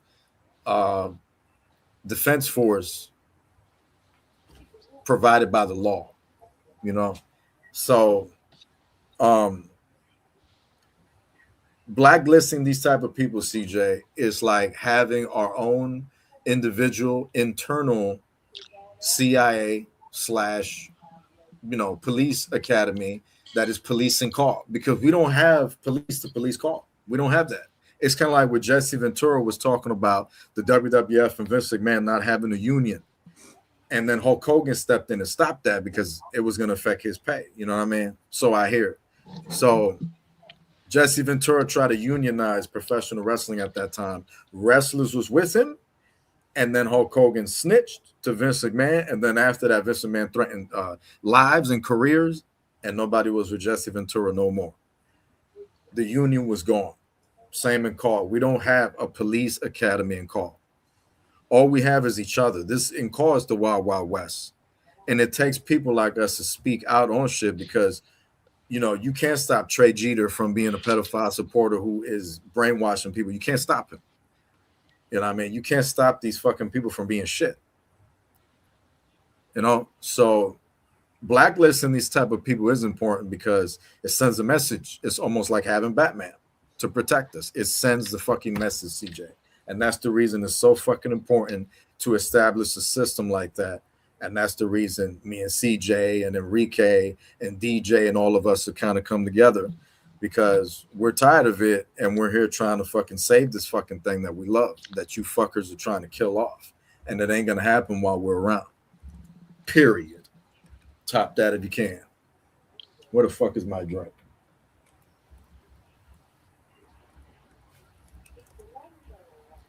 Mark says something. Y'all got some questions? Super heavyweight. What that man said? Cruiserweight, heavyweight. Oh, yeah. All right. Good looking out, Mark. Thanks for the insight.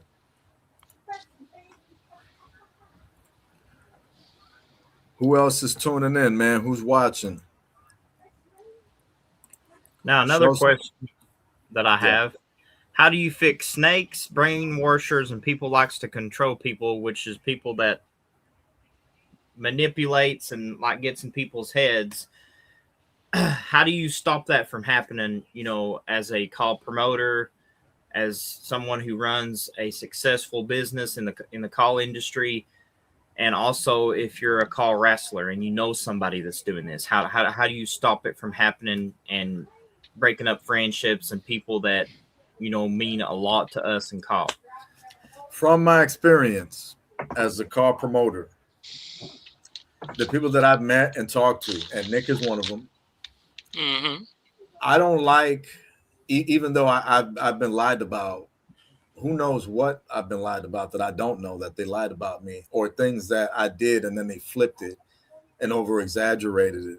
From my experience running a call promotion and being involved in call, and from people that I've known, you can't really control it. I think somebody said in the comments, yeah, Shen said it. You can't control them. You can't control them. You can't control them. You have to try to manage what you can. You know what I mean? It's like having a daughter. You could guide her, you could give her advice. Just even if she's your sister, whether daughter, sister, whatever. Same with your mom. You know, all the girls in your family. You know, you can't tell them what to do. You can only give them advice. And it's up to them if they want to listen or not. And some of them listen and some of them don't, and things happen to them when they don't fucking listen, you know? As an owner, I think that you should, and this is me speaking just for me, I think the humanitarian approach should be first. I think you try to talk to people instead of fucking assuming and judging and jumping to conclusions and listening to this person said, and right. You know, Devin Kilawa, you know, had a problem with Kevin Impact, and Shendon told him, oh, you know, well, did you talk to Kevin? Well, no, but this person said, oh, so because someone said and Kevin didn't tell you personally, that makes it true that Kevin said that? Well, that's all, folks. So with that being said, it's just like you should try to be human first, show them compassion, show them love, talk to them a few times. I'd say about after 3 chances, if someone keeps doing something after about 3 times that you told them to fucking knock it off, that's when you just get rid of them. They're just fucking cancer. You know what I mean? It's like baseball. 1, 2, 3, you're out. 3 chances. Yep. That's how you handle it. After that, it's a done deal. But you try to talk to them at first. Don't listen to nobody else. You talk to them. Promoters to their talent, talent to their promoters, talent to talent, people to people. When there's a problem, you talk to the individual directly. You don't fucking go and listen to this person. Or because Nick told me that, CJ said I was this and that. CJ, did you say that? And then CJ tells me something else. You know, of course, people could lie. People could lie all the way through, but you still give that person that opportunity. You understand? To tell you, show you if they're lying or not. You confront them. You don't fucking listen to what someone else said. You know? So that's just kind of like I just want to say this. Listen, and this goes to everyone in the call community. Listen to what this man is saying and take his advice, please. Yeah. And this learn does not from just, and this does not just include like people like little bitches like Ray. This goes to everyone. This goes to like Code of Honor, Vortex, everybody. Take this advice and use it. I wish I could love everybody. Hello? Because I would like to. Fired here. I need 911 on standby. Nick's shooting at Ray. I need paramedics, EMTs, the whole 9 yards. Man, fuck Ray. You know, yeah, at this point, you need to file a police report because I'm planning on leaving on a kill streak at this point. We're gonna get fired, man. I'm gonna lose my TNA job, but I just started. Oh, LaFufu. I'm gonna lose my contract with YouTube streaming now. Damn, I messed up the deal we had. Shit. Yo, real Yep. quick, shout out to these shout out to this graphic you got here, man, on the moment of truth. That's dope. Dan, honestly, I think I might need one.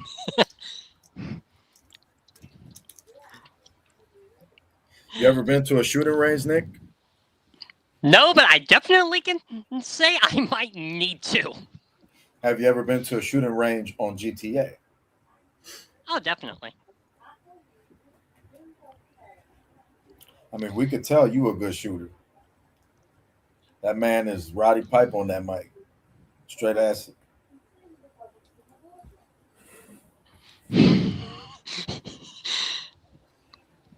What's Shendon saying? Water gun. Yeah, all right, Nick? You playing with one of your Sonics or Quite knuckles down, honestly, I can't take Shandon seriously after hearing him say that. Yeah, I spoke to Shendon. He said, "Man, put Tails and Knuckles down, yo. Don't be holding Shadow like that, man. Put them down." You got Nixon Wolf. I might need to look up GTA Online and go to that shooting range after this, because I believe you. quite honestly, Dan's giving me some ideas. I mean, if you gonna be on the air with us, you know we're gonna say some fucking deranged shit. Oh my god! Oh my god! I know that. You're alive. If you're digging the podcast, make sure you smash that like button. Subscribe to the channel. Share the show. Tell your folks. I'm looking for a next TNA show. What's the next TNA show coming out on here? We are working on it. It's going to be in the memory of my cousin, so there's going to be a little bit of editing that I've done that Oh That's so- man. it's going to be a sad Yeah, inferno. my condolences, my brother. Yeah, I remember that. Oof. It's nice though that you're gonna do a nice tribute for him. You know, I try to tribute my brother. I got to get him a better tribute when I can find more footage of him on JTV. But yeah, I'm gonna probably put him in the Hall of Fame. I think Mark said I should. I might do that. But Definitely. for you to be honoring your cousin like that, it's nice of you. It's very nice. Pay tribute. It reminds me when Bret Hart. Remember when Bret Hart and all of them used to wrestle? They used to tribute like one of the Harts that passed or something. That shit used to be dope. Or Eddie Guerrero's armband. Owen Hart's Oh my god, armband. yeah. Yeah, those were classics. Shandon's got a good question. I'll leave What this he up. said. This is the last appearance Impact would make on TNA? No, man. Me and CJ are talking right now, and I think I can say this on the air. I think I have the permission to say this, that CJ is pretty much getting the Ray deal. You know, Ray had a deal with us where some of our talent was coming over, and I was going to be not just on his TV sometimes, but I was going to be on his commentary with Conscience, which is a good deal.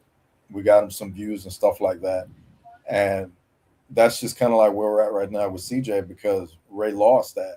So I'm over here.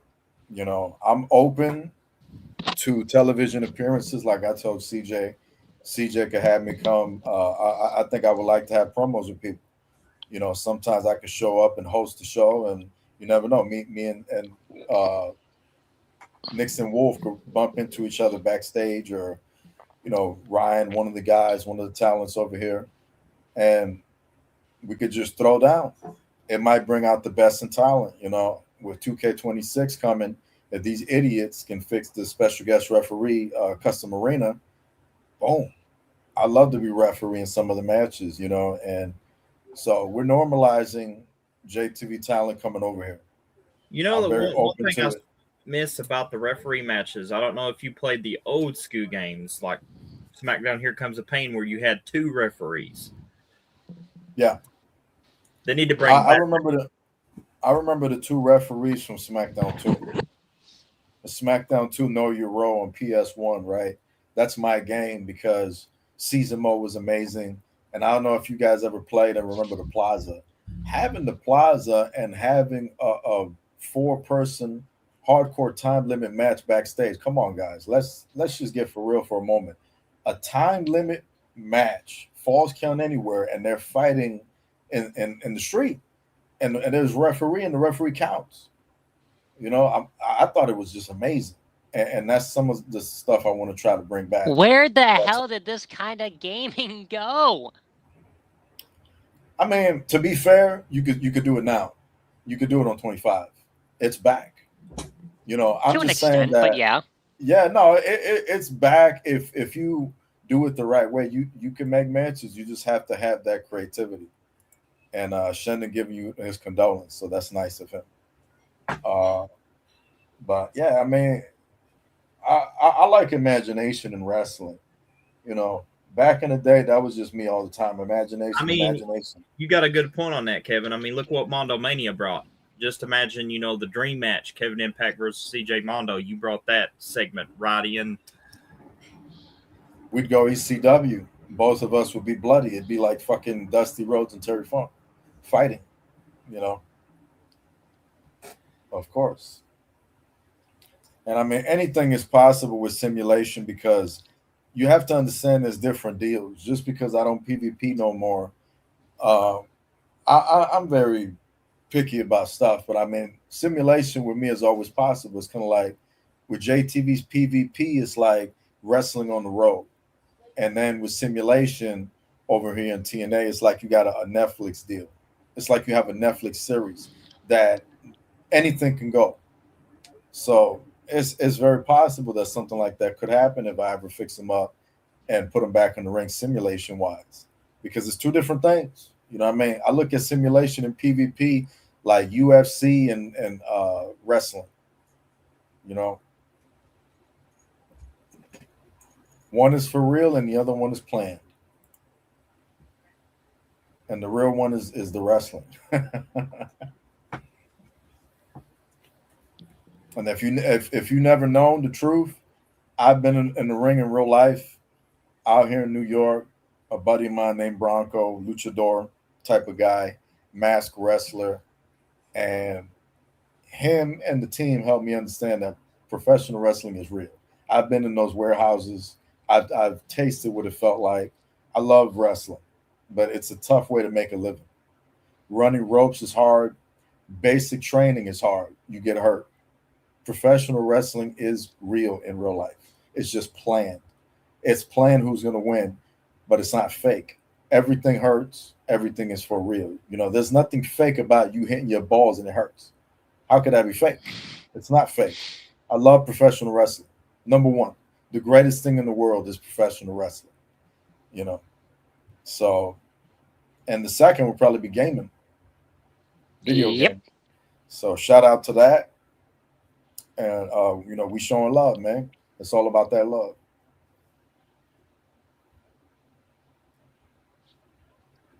So I'm open. I'm open to all of that. I would like to see more JTV people come over. CJ knows how to balance things out and work with people, unlike our previous predecessor. Yep. Was kind of letting commentary take over, and a lot of stupid shit went on that I didn't necessarily agree with, and writing was on the wall. Yeah, seriously, how's my brother-in-law doing a hell of a lot of a better job on commentary than all those guys sucking their own dicks? Right. Make it make sense. Yeah. So I trust CJ. I trust this promotion. I've kind of let the wrestling thing go a little bit, but I've been feeling a little bit of that energy again to want to be that character again. And, I trust this promotion. I think that this is the right place to try to help grow out of all the places that I've assisted in. MPW being one of them before it was even MPW, and others. I feel comfortable here. I feel like this is home. A lot of those places, I did feel like I was home, but I wasn't. I was in a bad home. So it's going to be a lot of JTV coming over, a lot of Kevin Impact. Never know. One of these days, you could see me and Conscience on commentary. It's possible.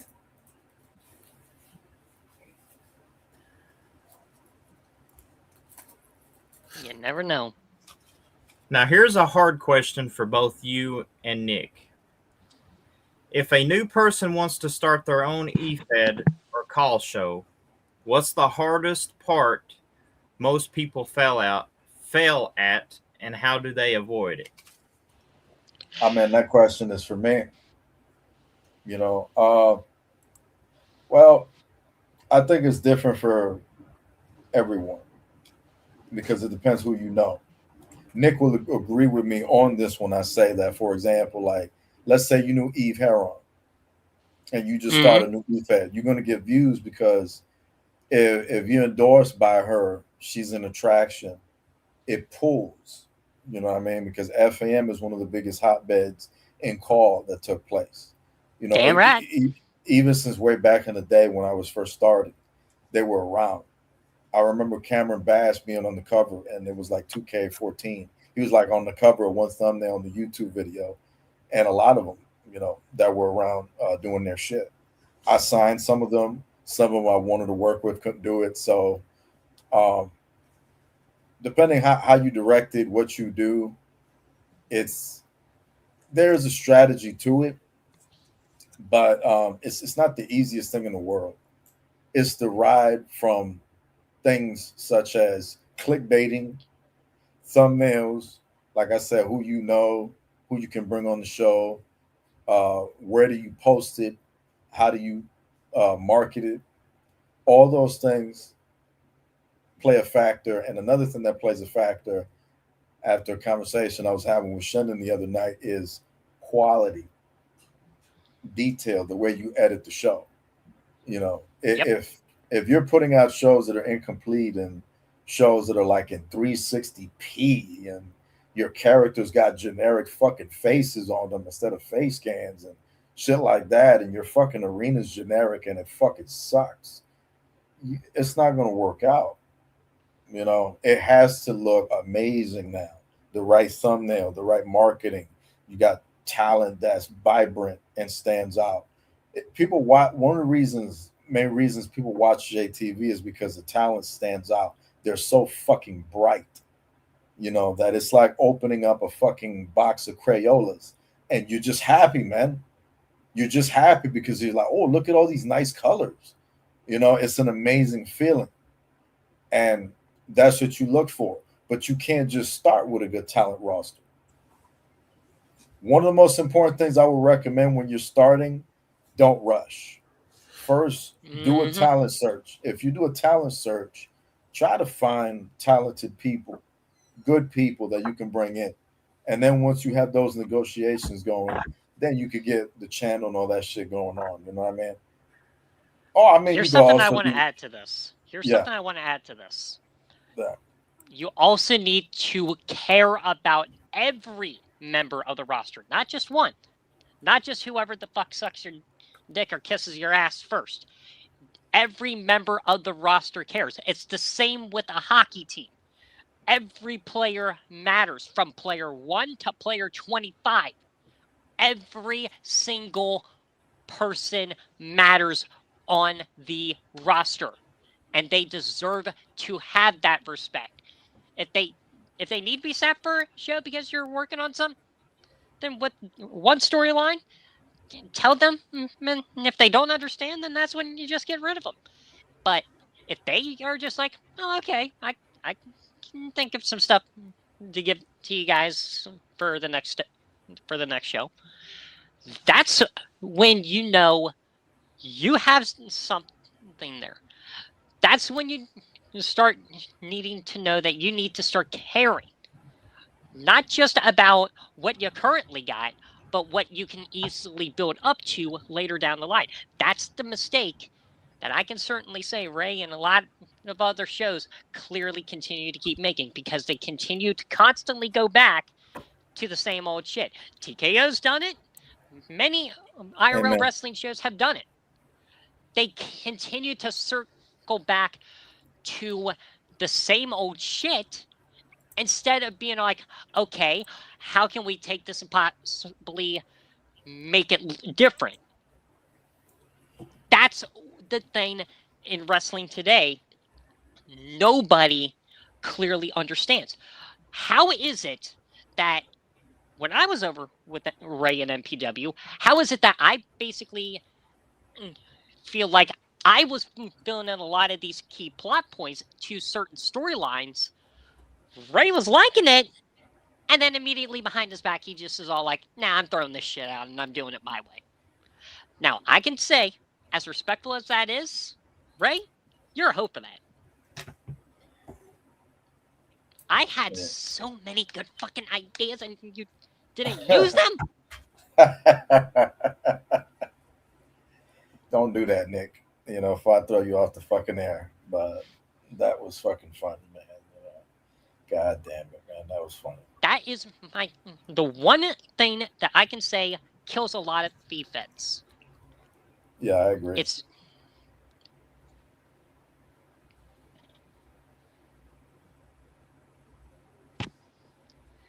They cut that man Mike or what?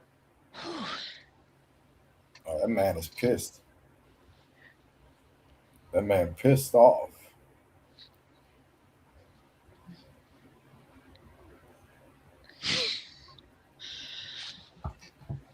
I mean, I can Go certainly say, ahead, as crazy as that sounded, why the hell is that just so hard for all of these feds today to just not do? Like, how is it that you can care about, like, the people that are basically, like, the big mainstays in this community, like your Sean Novas, your Eve Herons, your Cameron Bashes, your Black Herons, and all that?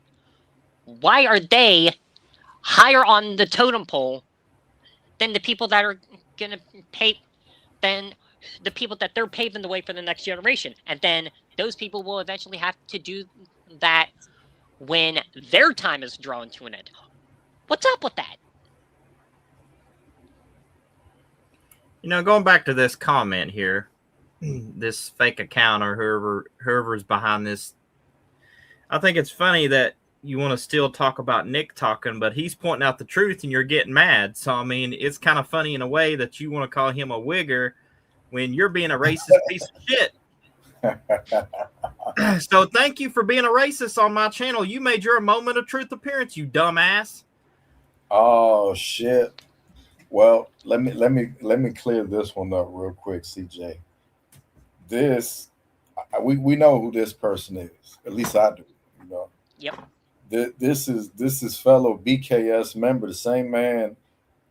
Well, the same man who left Nick a gift at the Hall of Fame by putting him in the Boston Crab with Armando. You know, this is your guy right here. This is Damian. What's his last name, Nick? Taylor. Oh yeah, that guy, the BKS guy. Oh, I thought it was my bad. I thought it was somebody that, you know. No. This is one of us right here. This is one of our guys. Right? Oh. Yeah. He cool, man. He cool. The reason I'm cool with him is because he wasn't there when BKS jumped me back in the day. You know, he wasn't there. The rest of them, I mean, you know, I'm gonna get Pierce Purse to come in real soon. But oh, for God's sakes. He's very talented, CJ. Very talented guy, and extremely edgy, I would say, but very talented. You want this guy to come back over here. You definitely want this guy to come back over here. So sorry, my bad. I didn't know on that part. So I thought it was somebody else. I was about ready to step up and do the right thing. So well, let me clarify. Yeah, for sure. Let me clarify what he's talking about. He's taking shots at Nick because him and Nick obviously have some issues that could come over here. By the way, I could see him and Nick getting it on over here if you let him go PvP. Would someone put me on the spot about something? I'm going to ask you right now, CJ, on the air.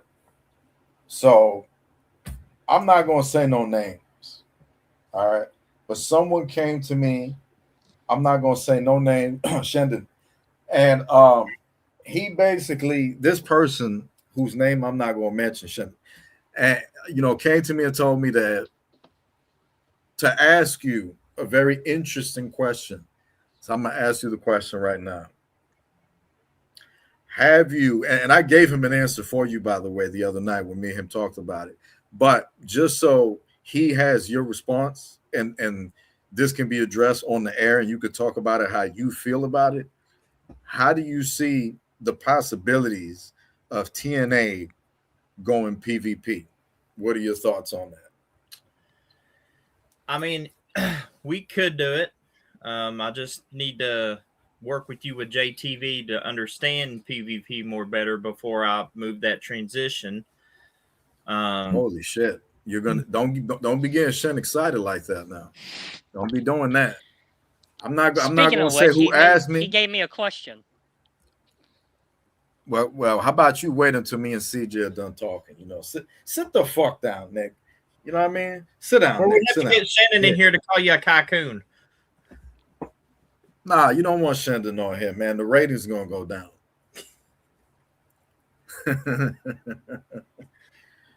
You bring whoever you want, man. This is your show. I don't give a damn if you bring Trey in here. I'll chew his ass up like fucking bubble gum and spit him in the fucking sidewalk. Sorry, Bring Craig Pedos, Mack. get the mic. Bring Craig Mack on here, so I tell him what I think. You know what I mean? So, but in all seriousness, yeah, I get where Damien's coming from. He's PvP guy, and I can see them getting it on, and I can see the PvP stuff going good for you.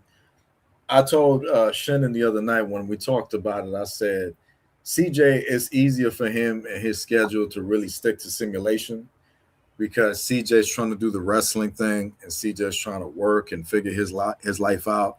So it's very hard to do PvP for him. You know what I mean? That's what I told Shen.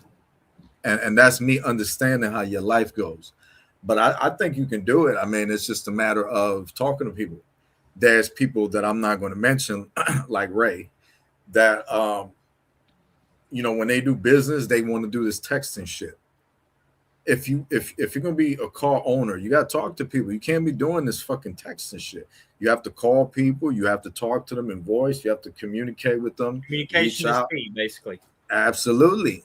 If you're fucking going to a fucking idiot like Malcolm Barry and telling him, oh, tell Shendon that I said he has a match against CJ Mondo and ask him if he could do it in PvP. Bro, that's your fucking job. You know what I mean? You fucking tell him yourself.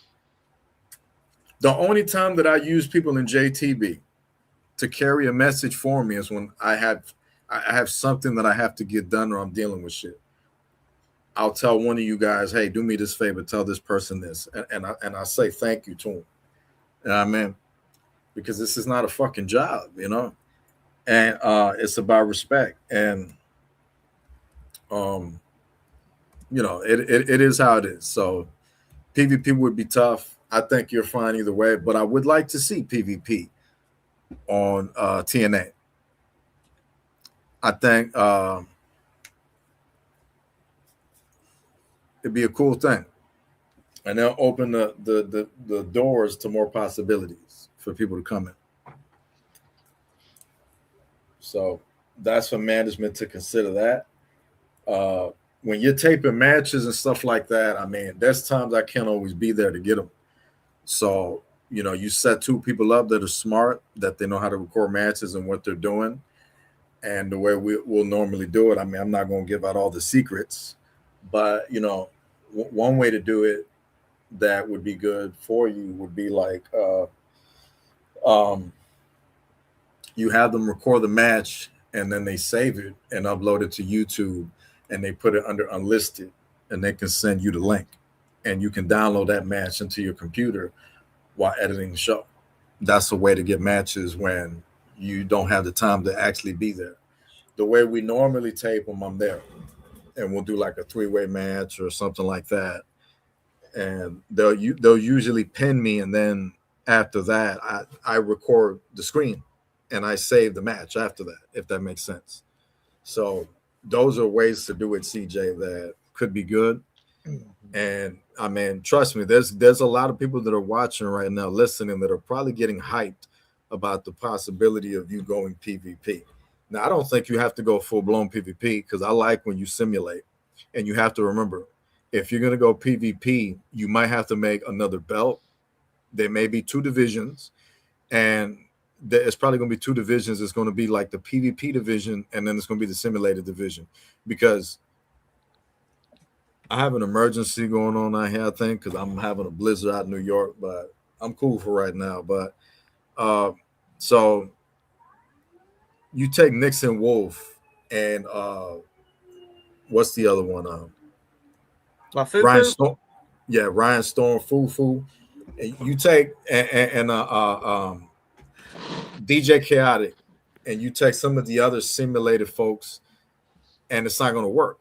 So you would have to do 2 divisions. You would have to have a simulation division and PvP. And then when you show the PvP matches, it's like, oh, this is for the TNA PvP division, and that one is for the TNA, standard division or something like that, or the TNA main division or something. That sounds kind of cool, the main division. So it sounds like a mainframe, like a main menu. So it's up to you. You're the boss, whatever creative stuff you would like to do. But being involved with us, we like to be very creative. And I'm around a lot of creative people that are going to give you ideas. So, you want to say something? Speaking about that, Nick, you got something to say to Shendon, because he's got his invite here. Since you two had that confrontation at Mondo Mania, I'm going to invite the man himself. Shendon's arrived on the Moment of Truth. Hello. Oh, shit. Oh, man. He got his Attitude Era profile picture and shit. I just like how much confidence you have, Nick, when none of the BKS folks are around. But then I pop up, or Damian pop up, or any of the BKS pop up, it's just silence. I mean, what you got to say after that beatdown that was given? Luckily, not by all BKS, but one person only, Nick, I actually do have something to say, quite honestly. Damian, you would be very well wise to maybe start learning that from now on, I'm going to keep my head on a swivel. And I'm going to make it very clear. How are you going to be able to jump me when I know your ass will be coming? Sounds and the same goes to you, Shendon. You can send whatever BKS stooge you want to have to jump me. You can send Axel, you can send Dallas, you can send Caveman, you can even come after me yourself. I will be waiting. How about Damian? Oh, no. If I went loose at you, you're probably gonna be, so hurt to the point you need to retire. I'm gonna hurt you so badly that you're probably not gonna see another day. You see, you really pissed me off when you interrupted this legendary moment between me and Impact, Cooney boy. It was very extremely disrespectful, but it's fine. I'm being disrespectful. Whenever. Let me tell you something. Man, shut the your fuck ass up. You shut up. You shut up. You interrupted a lot of people lately. You know what I mean? They're sick of hearing you. All right. I'm pretty sure a lot of people now want to hear me. They want to hear what I got to say. Oh, man, you. It was so bad. Even my mic messed up. You see this, man?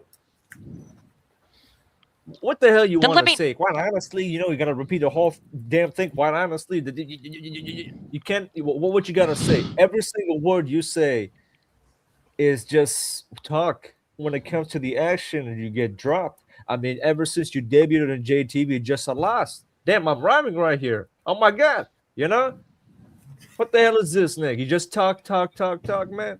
That's what you want to do? And quite honestly, you full of shit. Come find me on the next JTV show. We'll see who's talking after that. Man, I don't give a damn what. Listen, I'm a world champion. I'm a global champion. I'm a co-op champ. I got a lot of things to go and a lot of things to do. I'm a busy guy. I got a JTV 19, the best freaking show to freaking take care of. We're taking care. We taking over freaking JTV step by step. You know what I mean? And you want me to worry about you? You are about yourself. Now you got to worry about Damian. Just be lucky that BKS don't get involved. If we get involved, we might let you freaking retire. Man, hold on, man. I need a sip of water. I'll be back. You want to talk? Speak your shit. I'll be back. quite honestly, the first thing that you did was come out there and interrupt Kevin Impact on his night. I only came out to interrupt because you decided to be the little company leash that you are, and you decided to interrupt that man for his moment. I came out there because, quite honestly, that man deserves more respect than you could ever give him. And you're trying to get him out of retirement. You want that ass kicking from him? You couldn't even stand in that ring, and you couldn't look him right in the eye, and you couldn't jump him and kick him out of BKS face to face. You had to have every single other person jump him from behind. I mean, and it's none of your business. You don't know the history between me and Impact, do you? You just a nosy prick, that's all. You know, you want to get into people's business. I mean, the guy doesn't even give a damn about you, doesn't really know much about you. Why do you care either way? You want to suck him off? If he really didn't care, why am I here then? I mean, you're here because of DNA, right? I mean, he's no. help you. Answer the fucking question, Your Majesty. Why the fuck am I here if he doesn't care about me? It's not that he cares or not care because you're here, because you need to be here, because you suck at JTV. So you need here to build yourself up. Now you luckily won the briefcase, so you go back to TNA to look good. To go back in JTV, I meant to look good, right? I mean, that's the thing. I mean, you need a lot of freaking work on yourself. You know, you want to talk about what I did to Impact, kicked him out of BKS. That's none of your concern. You even know what's the freaking history between me and him back then before I was in BKS. You see, I used to be so-called of a good guy, king of legends and all that freaking nonsense. It used to be when I gave a damn a lot about the freaking fans and the people. But once I freaking opened my eyes, damn, I think I just gave too much shit. And it's funny because that's the same thing that Impact did when he joined BKS, when he realized the same thing. And now he's back being, I don't know, good guy now, right? Everybody, love him now all of a sudden. That's none of your concern, Nick, As long as you're out of my way, you're safe. But you're in my way now, you are unsafe. And each time you fight a BKS member, you're going to get your ass beaten. I'll tell you what, if it's all right with Kevin Impact here, I like to see this match happen at Extreme Sanctuary, our next TNA pay-per-view, PvP. This man gonna die, CJ. What the hell? Are you insane?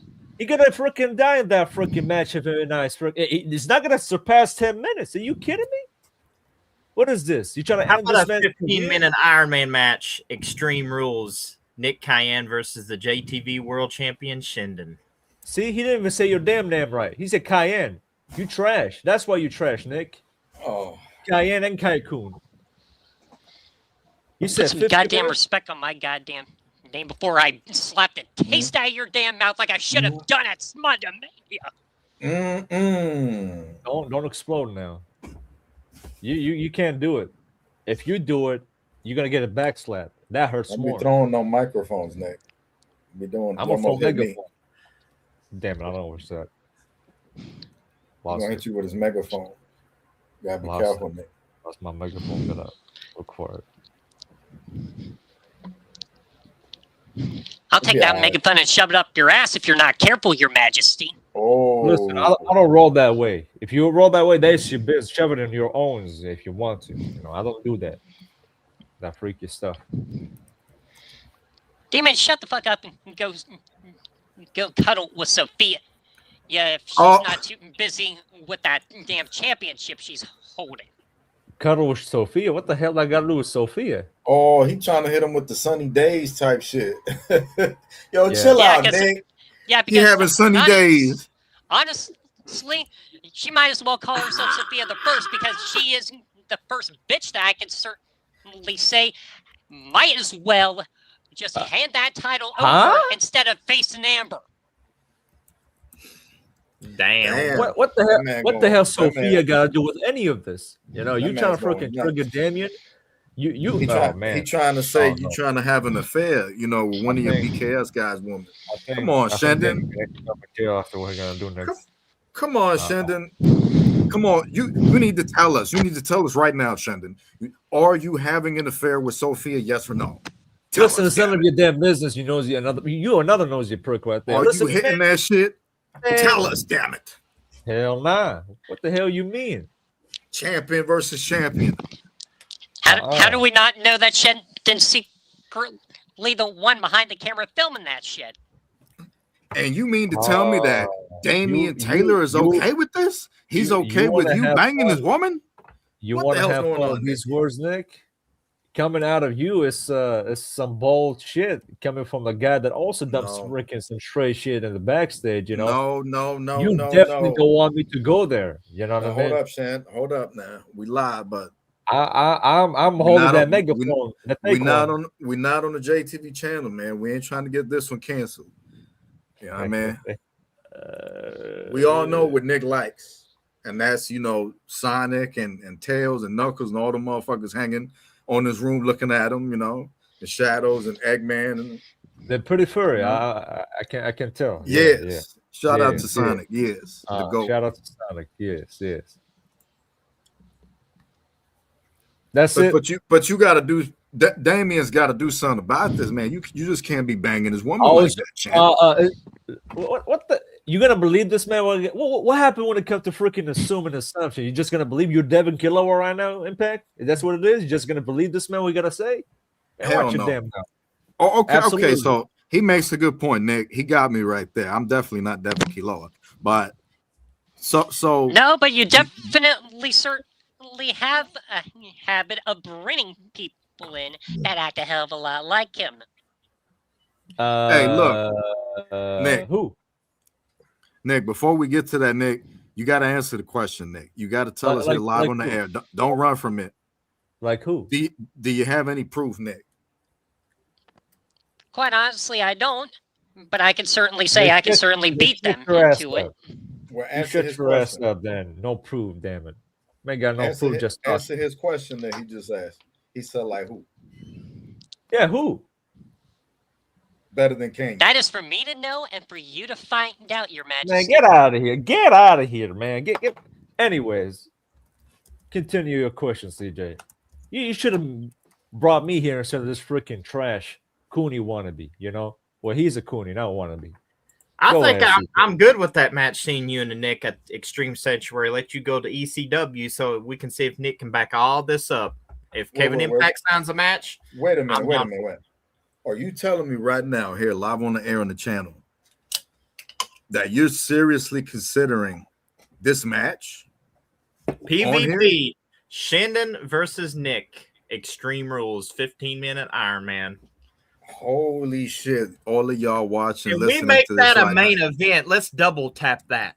This is big news, right? Y'all got to smash the like button for that big announcement. Okay. You want to spice things up? You see, I don't really just compete in any show because my presence is just too important. You know what I mean? So what's the matter, Your Majesty? You scared? Man, shut your freaking bitch ass up for a moment. I'm talking right now, man. You interrupt a lot of times. Answer the fucking question. I answer when you zip it up. You shut your damn. Learn how to freaking listen. You interrupted Impact so many times today. I got sick of it. So how about this? To make things interesting, which is you're not gonna do it. You put the briefcase on the line, and if you want to fight me, deal. Nick, now hold on, Nick. Look how much of an idiot that guy is, CJ. That's your Mr. Freaking briefcase Nick, don't guy. pull the trigger like that just yet. You put it on the line. I mean, I don't necessarily have to use it. I don't really gonna use it, the briefcase. I don't need the damn thing, but I'm probably gonna give it away to somebody for free if I wanted to. So you see, that's really up to CJ, but that is the kind of challenge. Whether it's deal or not, it's not up to you, Nick. You don't got to say a damn thing. CJ want to request this match, and this is my request to it. Let's make this match a little bit interesting. Let's up the time 30 minutes. Well, Nixon Wolf is definitely interested in this and watching. Yeah, and I also see Mark's over here talking some shit. Let me ask you a little something, Mark. Who's the one that lost.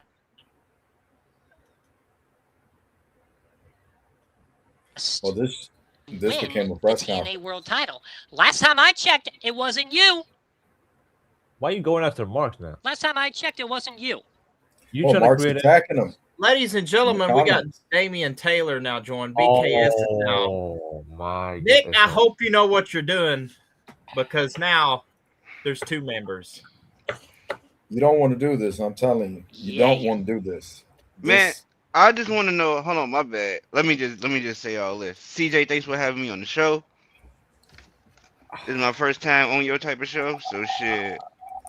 You're looking out on that, whatever. Impact, hold me Impact. Hey, why do my shorty gotta be bring up in your mouth, folks, and you afraid of her, folks? You are literally afraid of her. Why, CJ? Why? Then why on earth has she not? Shut up! to Shut back up! that Shut up! shit Shut up! I'm not done asking you questions. I don't give a shit if you're done talking. Like, why you is listen here, you why BKS is you motherfucker. always bringing her up in a podcast and she don't mention you at all, bro? She don't talk about you at all. You creep her out. Really? You creep out. Really you creep now? out. You creep out Amber, and she just don't let Amber just don't let you know that. But you really creep out, folks. Really? Yes, I haven't really. heard We a single all- damn thing. Cause we mute you every time we in a party, bro. No, you're the one that fucking mutes my ass, motherfucker. Amber, Don't try to spin it. Amber will mute you, but she don't. She wants to be the fun. How about this, Nick? But Sophia mutes you. All How about type of this? shit, bro. Instead of putting Like, the briefcase on the line, how about we have BKS versus Nick, and he'll find him a tag team partner. Hey. Who would team up with Nick Kaikun? Who would? You listen, never has- know, who Shenton. You Who never has listen, small know. balls to do it? listen. Hold on. 'Cause I just want to know why do you always bring up Sophia, bro? And she don't talk about you at all. She don't mention your ass at all. And you actually do creep her out, bro. She don't like you. So why would she? Well, I don't like why her, would so she? the feeling's mutual. So why would she play other games with you that you keep begging for? Remember our double date on Valentine's Day? You kept trying to tag along, and we told you no, this is a double date thing. You watered the glasses. And I'm like, no, we'll play Fortnite with you another time. We don't really fuck with you like that, cause you a creepy little bastard, bro. Now in the beginning, yeah, you was cool, but yo ass, you showed your true colors. I don't associate myself with weirdos like you folks on For Them Gray. I don't like motherfuckers like you. I wholesomely believe Or we motherfuckers can like do you. this. Hold on, CJ. Hold on. Motherfuckers like you need to be in the ground 6 feet deep in that bitch. Covered Then up with try and concrete. put me there, motherfucker. Try. I put you there many a times, gang. All right. I just get All tired right. of burying the hole, digging the All hole right. up. Let's see what CJ got to say. Let's make it a 6-man. They can add another BKS member, and Nick, you got to find you 2 partners. Let's It make won't be man. fair. It won't be fair. It won't be fair. It won't be fair. Trust me, we tried to do a 6-man dark match and 2K wouldn't let us because they knew it wouldn't be fair. You see, I don't think it's even fair for me and Damien team up against Nick. But if magically happens, somebody have a small balls like same as Nick, he said that one time. If that's the case, let's see who's gonna team up with Nick. Who wants to team up with Nick Kaikun versus BKS right now? Let me hear it. Let me see it on the comments. You Oh, went- and you got CJ. Maverick on speed dial. Hold on. And CJ. Shit. What I was about to say to you? No, I wasn't even about to say shit to you. Hey, shout out to Dan winning the TNA World Championship, folks. He deserved that belt. If he didn't get that belt, I would have burnt your promotion down to the ground.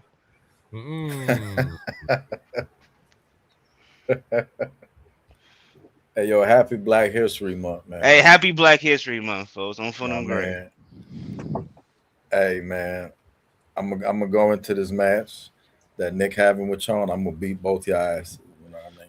Be who You know ass. what? You know what? Yeah. Why the hell not? Be who ass. Be who ass. When I start, I'm gonna put my knee in your ass crack. Atomic drop. baby. You know, that's very cute and bold coming from you because you ain't coming back. You don't have the balls for it. You know. I want Man, you talking to keep you. you Hey, keep You know what you I mean? keep I want saying you talking was to you. gonna come back, gang. I've You know been what I waiting mean? for you to come back. I want to face you. I want to Listen, face you man. cause all the hype. Keep I want to face the legend, bro. I'm keep turning keep into my legend killer phase. I ain't gonna lie. keep reading my Bible until my second coming. Wink, wink. You know what I mean? I'm gonna see y'all real soon. Okay, Black Jesus. I You got a see, lot of y'all I would love to work with, but go ahead, Yeah, I Shannon would talk. love to work with you. No bet. this is what happened when we were watching the show. An interesting guy that could potentially be an I was interesting ever. partner for Nick.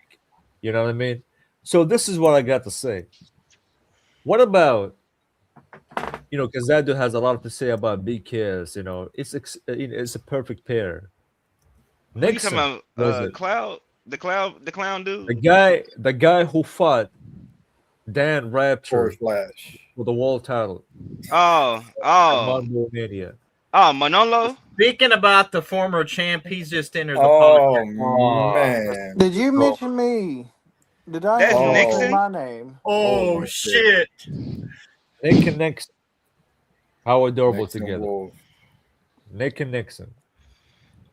I mean, it's ever since BKS stepped out the building, man. We heard some words from you, Nixon. I mean, I am here Oh now. Lord. Another BKS member is here now. If you got something to say, you can say it. And you better choose your words wisely because whatever happens after when you and I somehow magically be in the ring, you're gonna get dusted with a snap of the finger, BKS style. Throw your ass in a dumpster. And put Sorry, I your fell ass asleep. in the ocean. Sorry, I fell asleep. What did you say?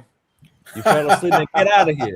What the hell you here Damn. anyways in the first place? Motherfucker put me Uh, to sleep. He's so damn boring. You call that man a world champion? You know what's worse than falling asleep to somebody's promo? How come you start a match? You start a match with somebody like Dan Rapture. I go and change my clothes. I come back and the match is over. the highest or Shandon, the highest. Well, I mean, The crazy. you don't win every match you step into. It's either a win or a loss, either way. Definitely under But 5 minutes. That's for sure. not my best match I've had, but you know what? We keep on moving, don't we? And the biggest event of TNA, Mondo freaking Mania for the World Championship. Damn, that's bad.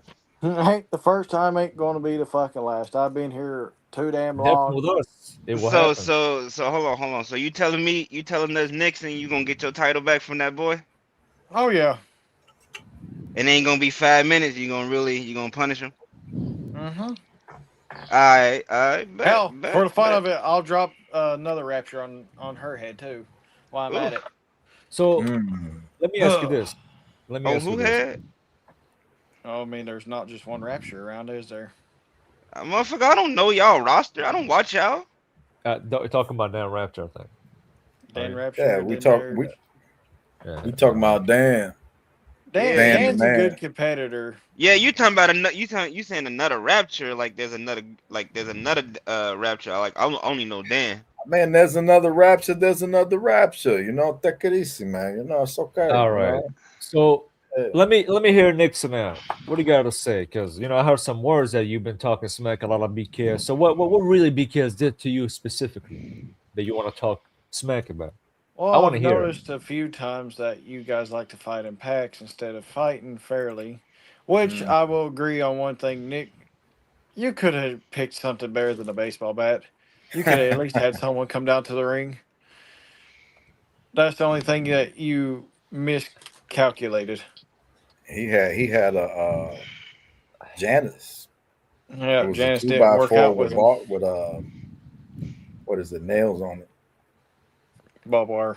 wrapped Yeah, around. that shit works, Nixon. I mean, it works, but when you got like 3 to 4 guys, You're right. You're right about Yeah. that. Yeah, you're right. They distracted him and they cheap shot him. yeah. And that was this man right here, by the way, in case you were wondering. This is Oh, him. I seen who it Nixon. was. I watched, and that little manager Oh. looks like a little manager. Looks Oh, like a- Armando Estrada? You finna say Armando something? Estrada. If you was finna say something racist to Armando Estrada, please don't get started, because I would say something really racist back to you. Armando Estrada. You know what that reminds me of? He could stick his head up his ass, fight for air. Okay. That little bastard. Okay, so Did you have- that's it. That's it about BKS. You gotta say, that's it. You have a problem with, Too many interrupting- KKK members up in this bitch. Uh, All right, to- but yeah. chill out. You want to freaking You're gonna like get upset? You're gonna get CJ banned, wanna- you bastard. We're gonna get freaking TNA banned from BKS. That's for sure. Jesus But listen, Christ.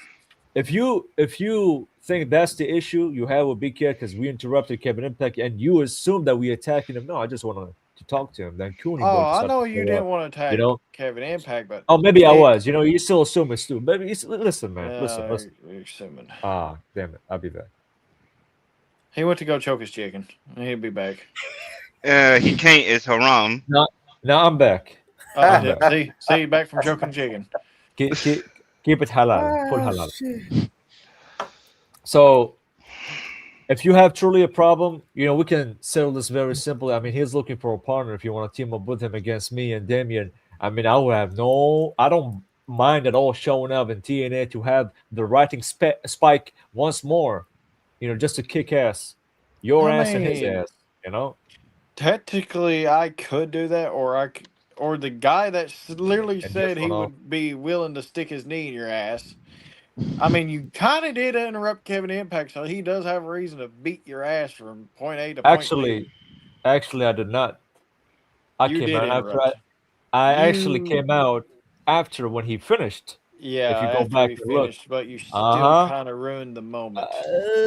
Ruining Ruining the I moment do is whatever where I you want. fuck up. Remember that line. I do whatever I want. That's for You sure. do We whatever you want, whatever then we you want. can stick Yeah, your head yeah. up BKS's ass, and then you can do whatever you want. I don't think that fits. I don't, have you fit yours in somebody's ass? I don't know. That's kind of weird. No, I can stick my foot in yours. That is also Talking shit. weird. That is also weird. Oh man. But Well, yeah, I'll break my foot off in you your all, ass. if you're all big talk, man, let's do it. CJ, hey man, you got yourself Kevin- a team now. You want those Kevin- guys, those clowns to represent TNA, and we represent BKS. Kevin, Make it happen. Kevin, I'm Make it telling you happen. right this. You Hey, had a moment, listen, and he fucked listen, you. listen. We is the backbone of JTV. Okay. Yeah. Absolutely. We don't do no PG shit, and we don't do no bots. We get bloody for real, for real. Yeah.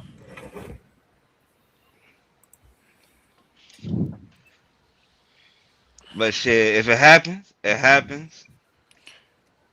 And that's about it, folks. I'm for them gray. Nick knows better than anybody. I probably say him and Kevin have a little bit more history with you two than I would. Yeah, I don't know your Yeah. ass from a can of paint, but I just, Me, on the other hand, I'm thinking about wanting to stick my foot in Dan Rapture's ass. You just want to stick your foot in a lot of people's asses. It's I'm get gonna nasty. stick your head up to BKS's ass. And the head to the ass. A lot to the You're gonna be ass. head of the head of an ass. man, The he's an head- ass footer, bro. He like to stick his foot up the ass. Yeah, You gotta be I careful, guess- that man. I guess, yeah. Might have put like a shield I'd or probably something. say you guys are almost the entire sausage fest party, ain't you? Nah, we got women. We got women Oh that yeah. some you might not never know nothing about, but yeah. Hey, transvestites don't count, buddy. We have women also kick How the would floor, you right? know? You Oh, we you gonna you get must have dated canceled. one before. Oh, we getting canceled. That's so Oh much man. Because if you calling Sophia Oh, transvestite, man. folks, I ain't gonna lie to you, folks. I Oh might crack my the fuck out. god. Oh my god. But I'm not gonna do it on Kevin's CJ. dying over there. I'm not gonna Oh, do fuck. it out of respect of CJ's show. you Thank, know. thank God this is not a PG podcast. We're Just good. don't go rated R like your boy Xavier Woods. Don't get rated R like Mindstorm does La Fufu. Oh saying. my Oh, God, damn shit. it! Who- You're who- gonna piss that Great. motherfucker off. He's Remember already that bitching and complaining about being champion. What else do you fucking need? Oh yeah, I'm gonna have someone stick his foot up his own ass. more foot to the ass. What the You hell? look is like this? a foot in ass. Foot and ass Oh. is crazy. What?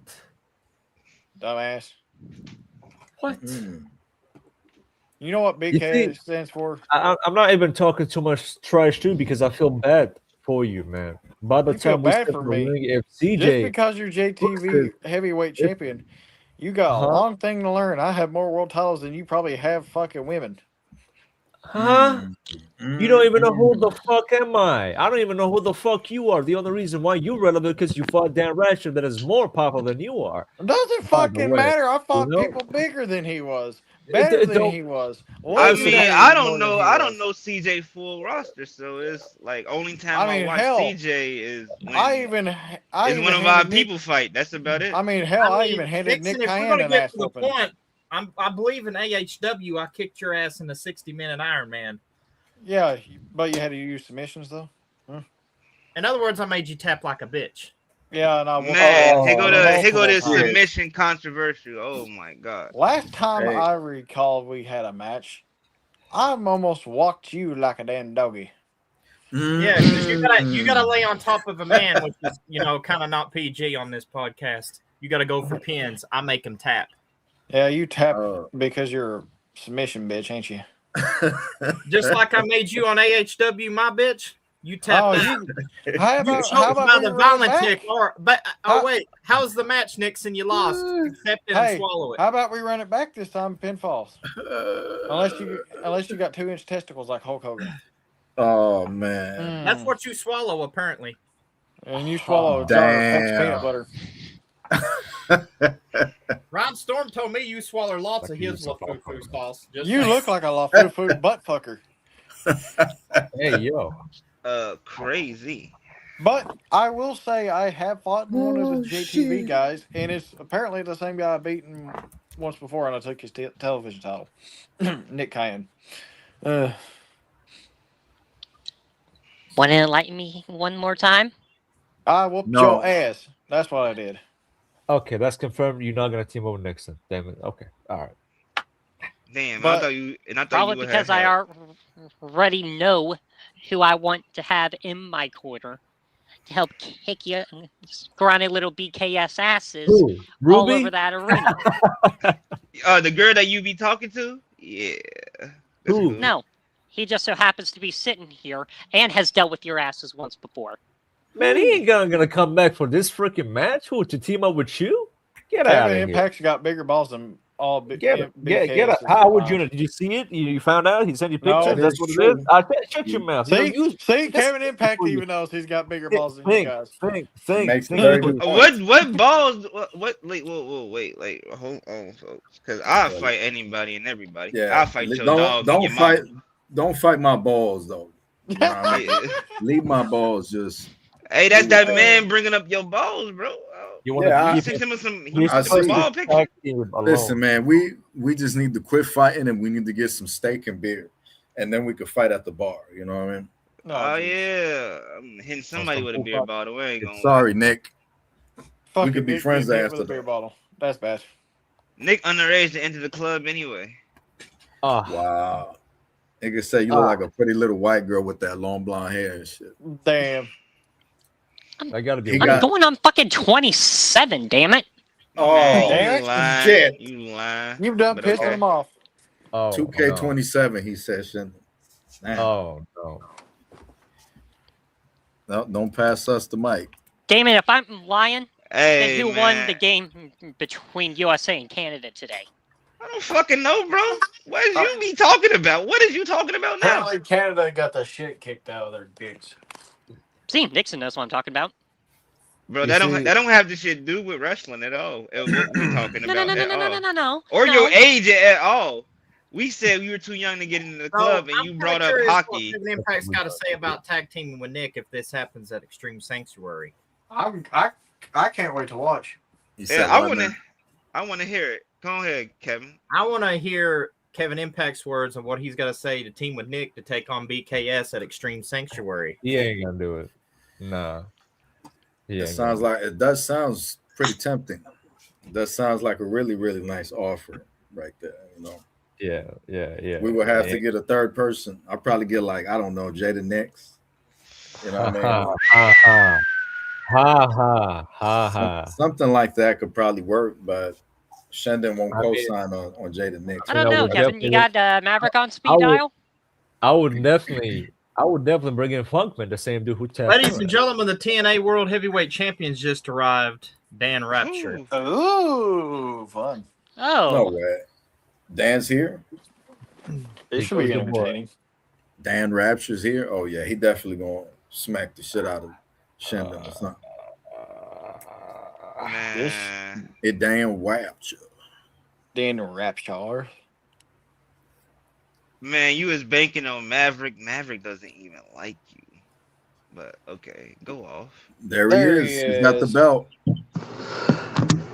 I am. Yes, yes. Yes, I yes. think my shit fucking up again. Damn. Yeah, more loud. Well, what's going on, Dan? Spaghetti cheese. That's what he says. I'm just here listening and wondering, should I or shouldn't I? Pretty much. Because I can see, Nick, you're getting yourself in a lot of trouble right now. not the first time. Mm. True, true, true. If not, I can kind of share that with you because it ain't the first time I got in trouble with a certain stable in JTV, but that's beside the point. Yeah, so Yeah, better BKS than the Skull Brotherhood, am I right? Don't bring them no up. comment. Don't bring them up. No comment. But anyways, Ooh. I just want to bring to your attention, Nikki, that little thing we talked about the other day. Uh-huh. I'm thinking if it's going to be BKS's debut in TNA, maybe. And if you're looking for a partner, why not have the world champion as your partner? Be careful, Mr. Little Dan Rapture. Nixon, he asked me the question, and I quite honestly can say, if you're volunteering and Kevin Impact over here is going to continue sitting on his hands and ducking Shendon, I guess I can give you the opportunity. You see how easily this man freaking switch on you, Impact? Snap of the finger. Dan Rapture still got a lot of people that want that. I mean, I think he's I'm entitled to aware. his opinion. I'm aware. And what I recall, last time I was in the ring with you in that Rage in the Cage Hell in a Cell match, Mr. Nixon, you got yourself into the eye of the triangle, and last time I recall, you were tapping out to me. Yeah, but I did pin your ass, so. But did you win? Just because you got away with a submission, good job. But I Anybody can wanted get to away for with the world submissions. title, though. Yeah, and I've held multiple, so good job. You just carried my load for me.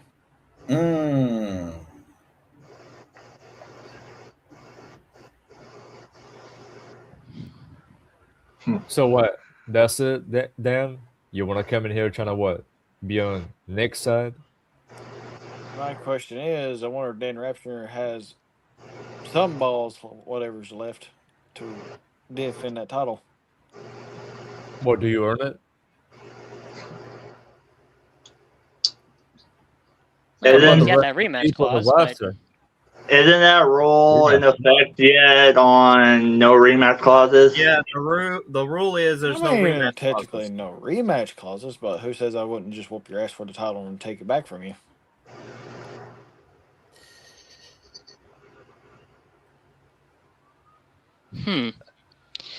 I gotta be completely honest here.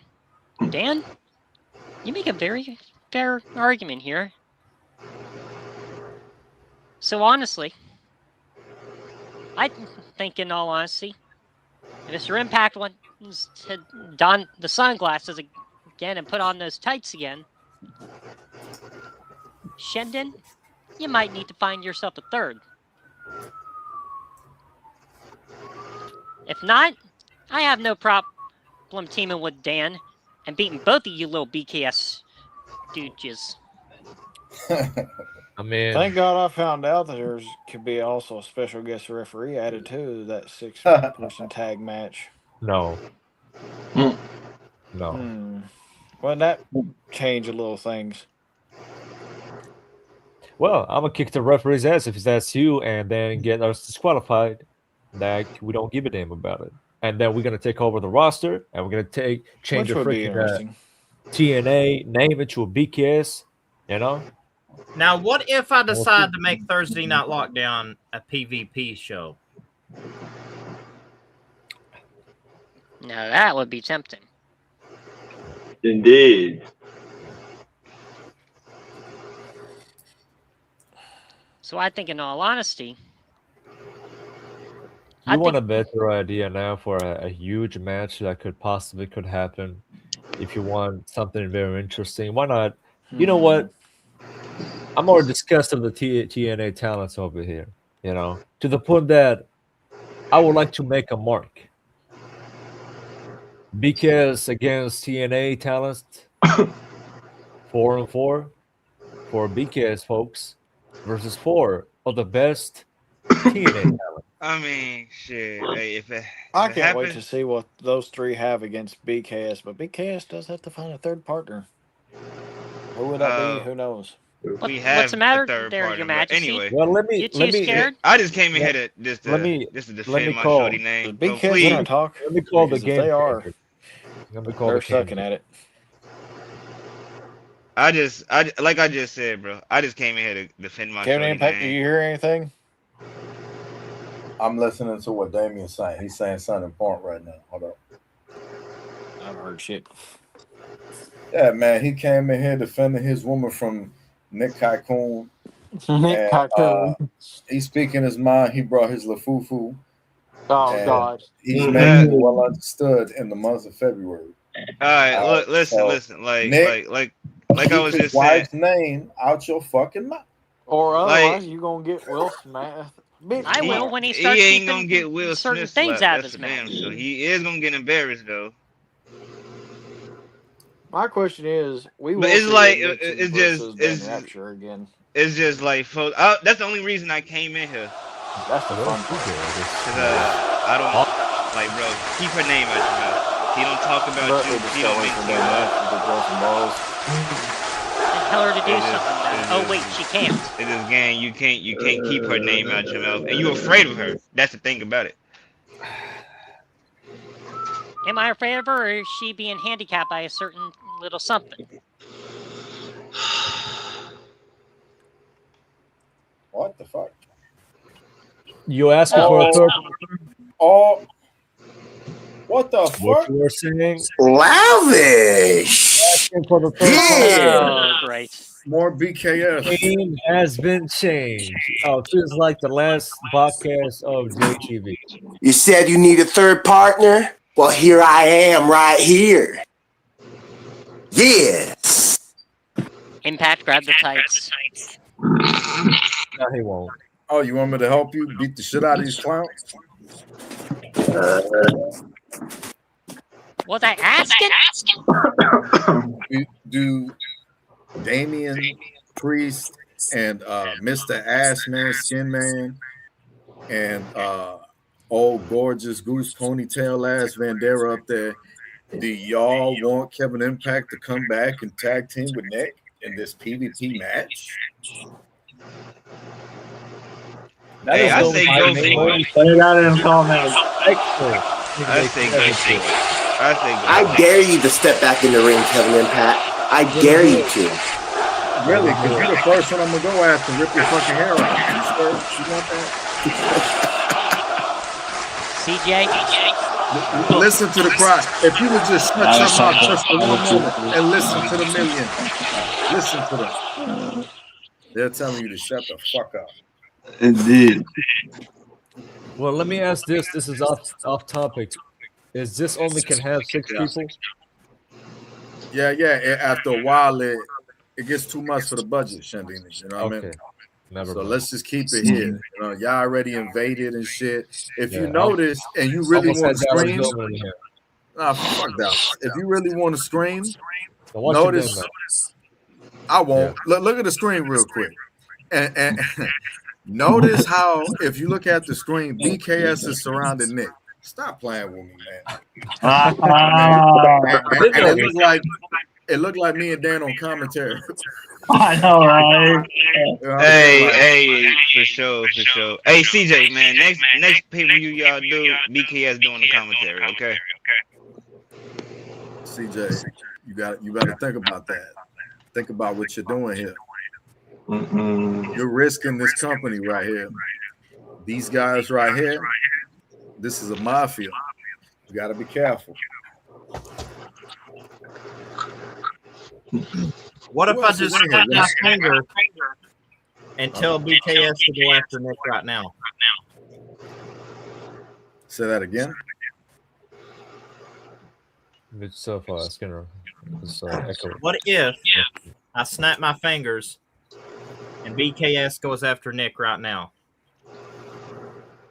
Whoa. You making it seem like you and Shendon working something out. You know, you're not telling us here or what? Son, you're not telling us, Mr. BKS? Who knows? I could hold out. Remember, I'm a heel. Hold up. I understand some of these fans here in TNA hate your guts. But look, man, deep down inside, you're a great man. You're an ambassador. You're a legend. Don't do the wrong thing, man. Don't go down this rabbit hole. You know what I mean? We don't need this type of shit. We need the CJ that's gonna do the right thing. This shit right here, this ain't it, man. You join up on BKS, it's over for TNA. Territory cleaned. It's always fucking up. But I'm gonna bounce out here and just watch y'all, folks. But yeah, all right. Yeah. Thank you for popping up and destroying Nick. Yes. Yeah, that's one of his wounds right there, Nick. You know what I mean? When he run up on you, that sword and freaking chop your head off. What do you make of this, Nixon? CJ's trying to join him. I don't know what's going on, but CJ, if you he's join quiet him right now, he is quiet. CJ, I will tell you this right now: if you dare join him at the pay-per-view, your ass is mine. Yeah, okay, more ass, foot to the ass. All right, too much ass. You should call You look like a fucking ass. man. Shut the fuck up, BCast leader. You dick sucker. I mean, Nixon, let's just put it this way. He's got something that you never got. Put some respect on his name, man. He's way better than you in every way, shape, and form. He got the balls to talk to off freaking mic in the podcast when he win the ring. You know it's not gonna end up well. Why don't you, since you want to talk all that shit, you be one of the freaking next partners, and then we'll see about that. I'll show you what a real world champion looks like. Yeah, You know what I a mean? real world champion looks like. I've been carrying companies on my back since you was walking around doing the crip walk. Da-da-da-da-da, stupid motherfucker up in here. How would you know that if you don't know who I am? See, you're not making sense. Stupid To fuck. me, you look just a little bitch boy. Not And to me- like my freaking shoe worth more than your entire career. And to That's me, not all what you I'm are is a less famous James Ellsworth, bitch. Oh man! fuck. Saying the guy that lost his championship. Doesn't matter. know, I got right? more at home. Bitch, More at I'm home. rich with gold. From Timo, fake one that has no values from off of the Nah, I don't know, got from one plenty of show that values. died, I've done things that you couldn't even think of or dream of. which is A lot. I could sit back and retire and be. go ahead and say which is a lot of this, a lot of that, which is say name drop and give me a list. Man, you son. should retire because you ain't as good as none of the other people in the back. You're trash. That's why you lost your title. Let alone beat me off. Coming from the guy that freaking dressed up as a demon Finn Balor wannabe. You I kidding could me? dress up as a demon. I could dress up as a clown. Dress and up I as a could still- Barbie, you know what I mean? You know, if mommy look I good could on you. still make your bitch ass famous. Listen here, you Finn Balor wannabe. You ain't Listen shit. here, you. How about you swallow the apple sideways, like you do corn on the cob? What? You want to fight one-on-one, huh? I'll kick your ass all around the arena, I'll man. kick you in the dick and stick your head up your ass, and you can fight. What's up with you and talk about dicks and asses? Do you like that type of shit or something? Bitch, if you ain't cheating, you ain't trying. You're fruity as fuck. You should go to the damn freaking porn industry. Don't fart down your You should throat. retire as a wrestler and go and do dumb shit like that. I'll stick the apple so far down your throat, you be shitting it out. Yeah, you keep on saying that, but you're nothing but a piece of trash. And you ain't nothing but a bitch. Sucking Looks like. Oh wow, good comeback. I'm shaking in my boots right now. How about you got a good partner. do us all a favor and kiss Big K's ass more? Nick got a great partner. Nick and Nixon, true fruitcakes, teaming up. Oh, Perfect. 2 fruitcakes, and then you got the guy that looks like a Razor Ramon knockoff. Yeah. shit. Well, at least I don't have to put on face paint to hide my Calm face. down there, Carlito 2.0. Nobody was talking to your bitch ass. Spit your apple. There's no damn freaking Razor Ramon knockoff. I mean, you dress up a Hall as a freaking WWE 2K character. You should be ashamed to be known as a World. I'm so glad the fact that Dan Ratchet kicked your ass. Your generic ass. You know, because we are freaking talented. We had the freaking look. We had the freaking skill, but you don't have. Oh yeah. You know, I got a championship this on my side. You know. Yeah, whatever. Last time you put me to sleep was your talking shit. That's fine. That's an awesome comeback. Go ahead and sleep. But I will never forget the fact I changed my clothes. I came back. The match is already over. That is embarrassing. Yeah, you change your clothes and get. I had to. Yeah. Let's see what else I was doing. Oh yeah, I was getting drunk saying "fuck BKS" because they suck. While you get your ass beat in the ring. Yeah. So you're saying you like talking about BKS? Is that what you're saying? Yeah. That's like your favorite thing in the world. Oh, BKS this, BKS that. But in reality, you can't beat BKS. Fuck off. Shut up, Nixon. You don't know what the hell you're gonna say. But let me ask you this: do you want to team up with Nick against BKS? Let's get this right to the point. Yeah. Man, and it's not gonna be no AI versus AI dumb shit. It's PvP, 3-on-3 or 4-on-4, whatever you want to do it, and we're gonna kick your ass. Yeah. If you ever step into my side of the ring, you would. That would never happen, though. That would never happen because we're not Here's pussies. the reason why BKS likes to do player versus player. Because they don't have no testicles. Listen, all right, Mr. S, listen. Just answer the damn question. Would you be willing to team up with Nick Kaikuni against BKS? Get right to the point. It's a yes or no. If you said no, then you're a pussy bitch. If you said yes, then we make it happen. Make it official. Okay. I'm just going to tell BKS this. All the women you have, you guys need to retrieve your balls from their purse and step into the AI league.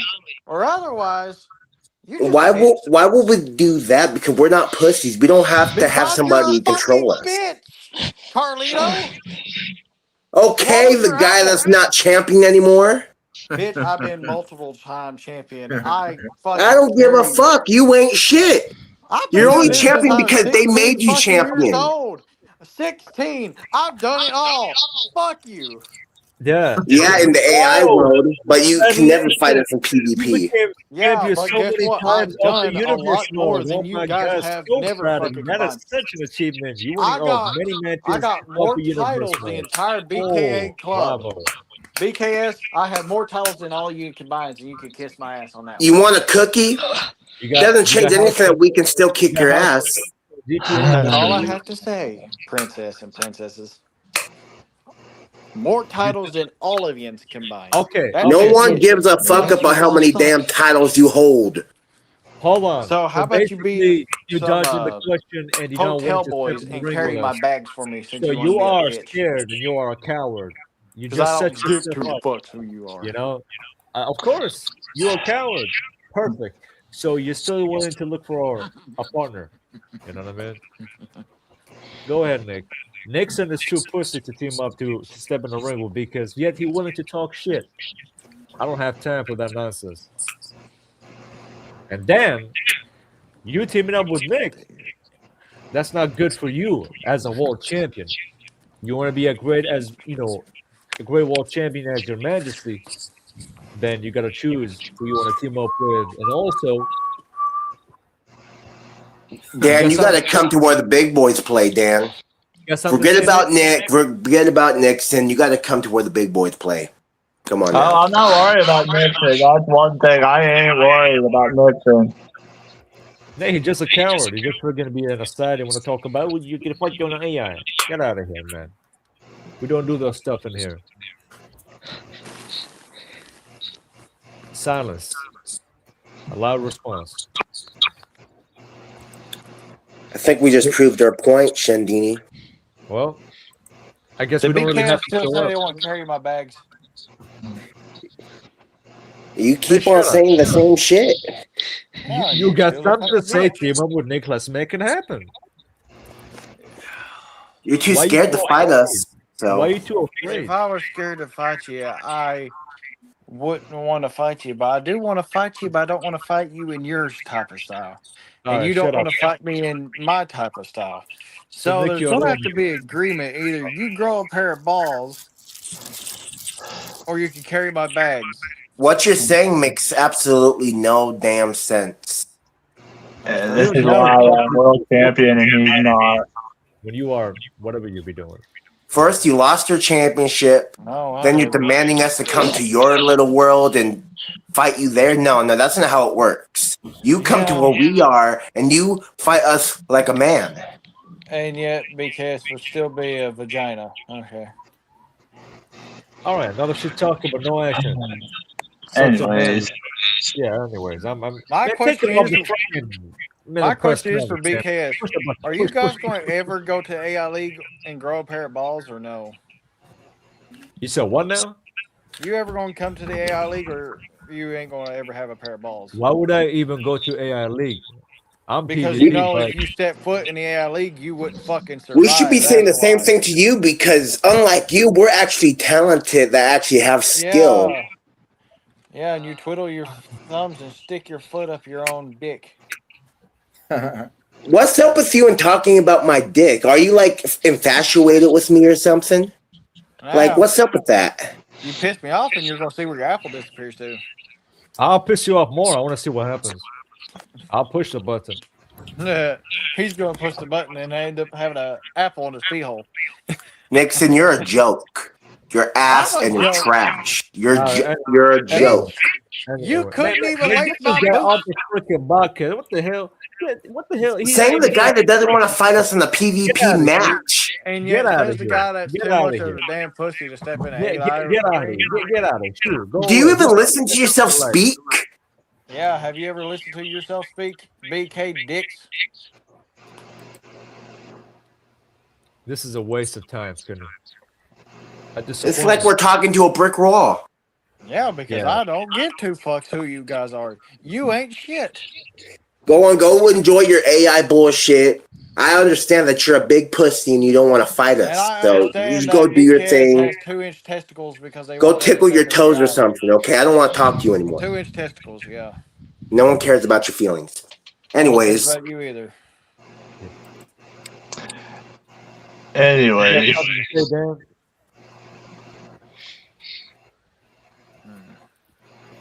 Welcome to WrestleMania. They already have 3. You don't really need me. But if I was special guest referee, you'd be fucked. Oh, cool. I don't give a damn about fucking match. We get disqualified. I don't give a damn. No, I'd kick you in the dick and fast count your ass, and then you lose. You love talking about dicks. You like touching dicks or something? No wonder Kevin Impact wants to beat I want to ask you this. Are you gay? I want won't judge. If you are gay, so I understand where you're coming from. You know what I mean? Understandable. No wonder Kevin Impact wants to beat Carlito 2.0. That's so awesome. Wow. I'm pretty damn sure Carlito is not the only human being in the world that hold the apple and eat it. Yeah.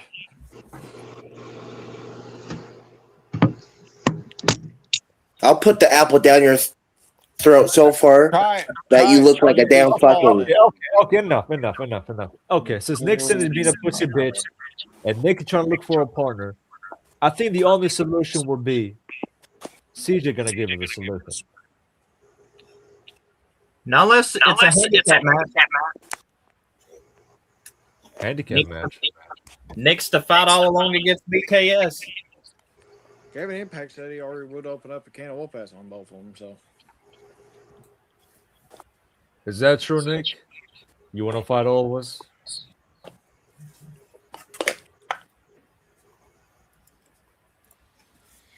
Yeah, get him out. You want to fight all of us, Nick? Oh, damn it, fuck you.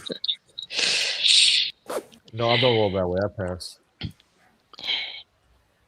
You Who the fuck is laughing? mortals Uh-oh. will soon fall You looking at yourself? at my mirror? hands, Ew. and you will remember The best things don't the get too close. Cosmic Emperor. Oh my god. So that's the end. Jesus, I think what I the fell hell? asleep a little. That's the end. That was the dark side of Nick Cayenne. Nick Cayenne will be with us live tonight on He Monday said, Night Raw. he said Nick Cayenne. You got to chill. Cayenne, Nick Cayenne. Who got the I? No, the K. So I don't care who what's you that are. You're difference? still going to get your ass kicked. Don't go through riddles. I get right to the point. You want to take on everybody in BKS? That's what it is. That's extremely unfair. I just bring Dallas Goldman. He can kick your ass, no problem. With a We'll just get back to it. You guys are putting a lot of pressure on CJ. All right, let CJ take time to decide who he could put with Nick, and then when the time is right, we'll find out who his partners will be. In the meantime, this is just a promise kept. That's what I say. Now let's move on, shall we? There's I gotta hear a be. scared person right over here. Anybody else? You said what? I already basically made the team. You, me, Dan. I guess these three BKS stooges, although Damien's not here at the moment. I am not going to tag team with you or Dan. If I was going to bring a team, you know what I'm saying? Like, this is career suicide, first of all, for you, Nick. You know what I mean? I guess Dan could do it. Dan's the man, I guess. All right, fine. You know what? Shendon, bring Damien and bring him alone. Bring Damien. You and him versus me and Dan. We'll see you then. I mean, it's up to Dan if you want to team up with the likes of you. Yeah. Can't force the guy. What do you say, Dan? I can see someone's holding something, and you have to make the decision, though. If I do decide to tag with you, where are you going to do it? That pretty little briefcase, Nikki. Ooh, Dan's getting smarter now. Then I'll cash in on someone that's not you. You have my word.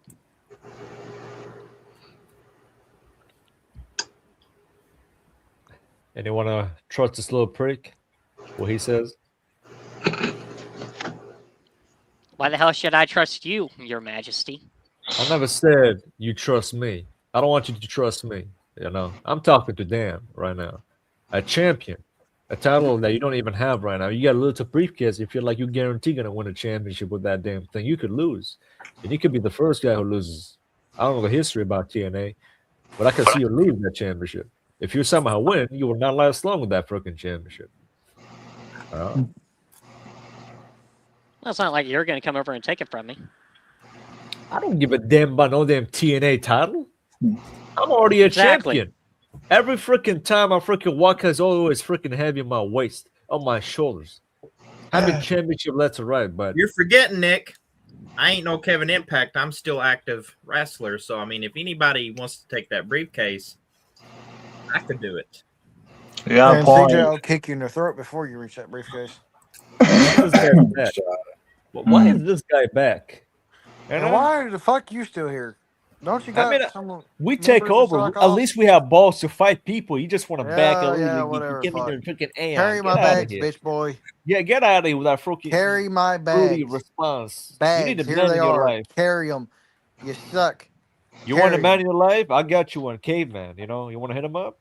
Hey, here's some bags. Carry my bags, just the way you are.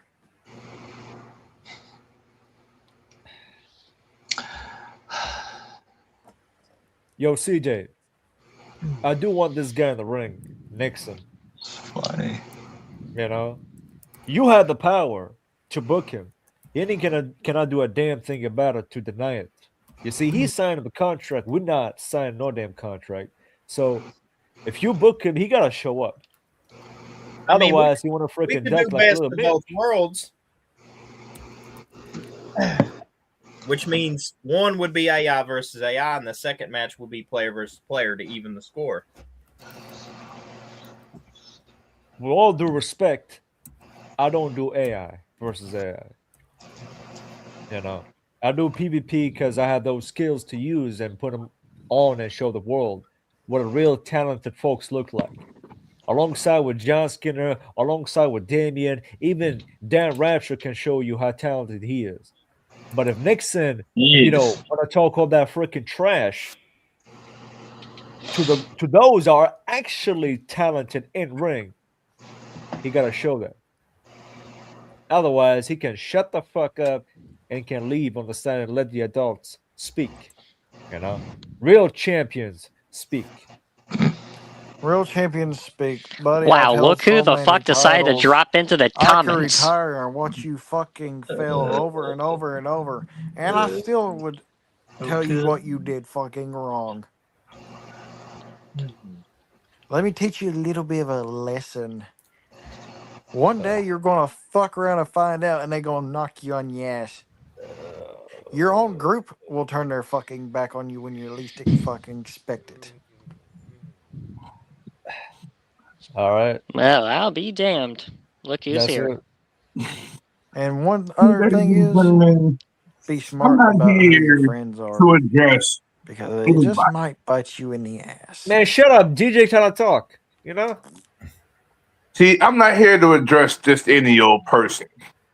See, Alex King found out the hard way when he fucked around and found out with me what my true ego was. But you, Nick, you have something that I want. You have something I need. After I finish with Nick Kaiken, after I finish with Alex King, you're my next victim. That briefcase is mine. By all means, DJ, try. Try. You haven't faced danger yet, bitch. You got a lot of people coming after you, Nick. You might as well hit the fucking Avengers up or something. You better figure At it the out. end of the day, I'm not here to focus my attention with BKS. I know they're well-respected guys. They're well-talented individuals. I get it. I understand that. I'm focusing on TNA business here. And as soon as Alex King realizes that he has no chance in hell of being the man that he thinks that he is after Mondo Mania, Nick, put that little briefcase up on the line. But I know you got pretty much issues right now dealing with the BKS guys, and that's well understandable. I addressed this I'm willing to do with it the against you, commissioner, DJ. but you haven't faced a I'll put man that like briefcase this on the line before. against you.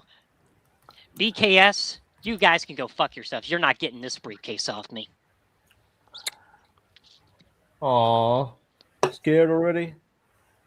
See, I smell a lot of fear in a man that literally doesn't have the brass cojones to step up and be the man that he says he thought that he is.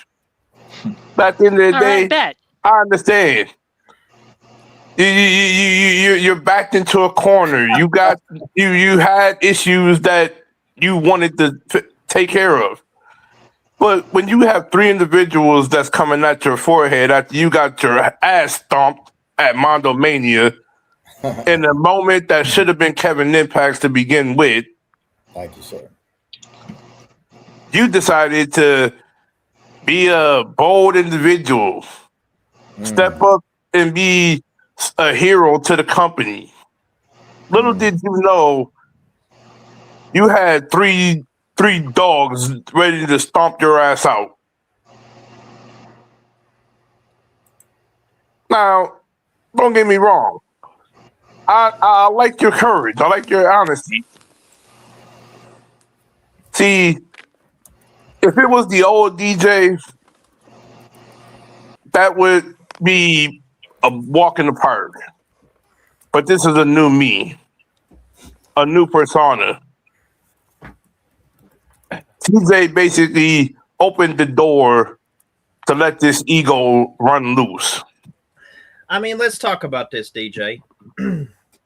You see, with this Titan Nation Alliance International Championship, not only I proved that Alex King wasn't a true king that could claim a throne, I proved that being the mastermind, I always am 2 steps ahead of the processor. So Alex King can go do whatever he does. He can go with Nick Cayenne and try to figure out how he's going to help Nick cash that briefcase in, because I guarantee you that if Alex King helps Nick, I got phone calls that are reach at hand. Let's just say this, CJ. Alex King may not make it to that fucking match.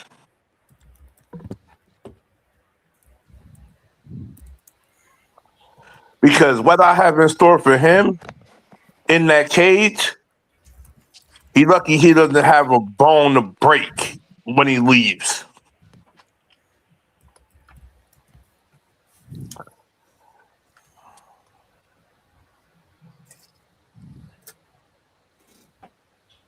But to the BKS guys, I understand y'all got business to take care of. Handle your business. Nick, I will be seeing you after I take care of Alex King. Unless I'll be waiting. Oh, most definitely will be. But the question is, can you survive?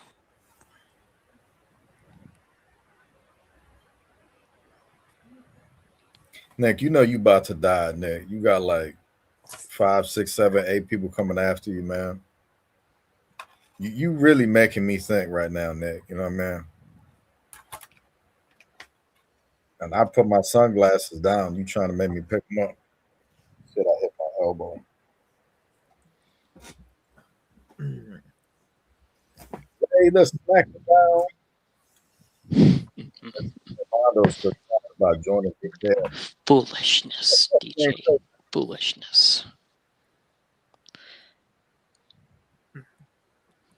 You won't know the true cosmic power that I truly possess. What? Damn it, I swear to God, I can't get a hold of this damn guy. He just comes out every damn time he pleases. What the hell are you talking about, Nick? The side of me. It doesn't matter. Nah, I'm fucking with you. I figured you were. This dark side, it's dangerous. Is it?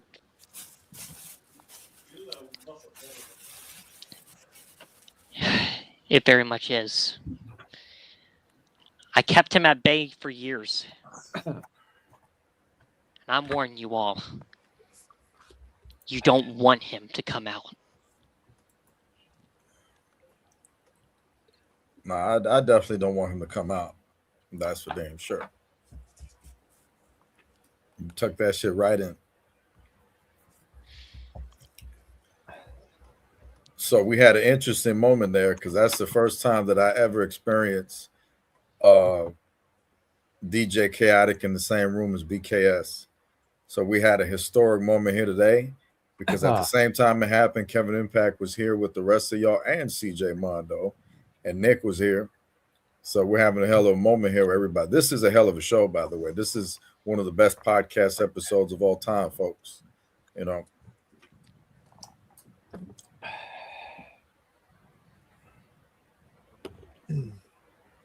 My question is to Nick. Are you really going to cash in on Dan Rapture? Or are you really going to stick with your word? I mean, can you really I'm ask a man him of that? my word. Can you really ask him that? I mean, he could do anything he wanted at a moment's notice. How can you trust that man? You know what I mean? Like that, there's no telling what Nick is capable of doing, you know. There's no telling us what you're capable of doing, CJ, since you're all buddy to BKS out of nowhere, you know, wanting to be too sweet and shit, you know. I get we got our own attitude era going on, but this could be really catastrophic to TNA. You just got to remember that. Don't be scared now. I used to have a BKS once, but my BKS almost cost me JTV. Maybe you shouldn't do the same. No, you're just a trash of a leader. That's why you picked the wrong people to be on your said what? side. You have a very terrible plan. I said you were a trash leader. So anyway, and you picked I the appreciate wrong you people bringing me on side. here, CJ. It means a lot. Yeah. No response to that. You said what, Chin? I didn't hear you. I'm sorry. Well, anyways, I appreciate the You invitation. said I was a shitty leader. Looks like none of the TNA folks have some balls to step up against BKS right now. Maybe not just yet. Maybe they will have the motivation down the line. You know. And CJ, anytime, pick up the call. Likewise, yes,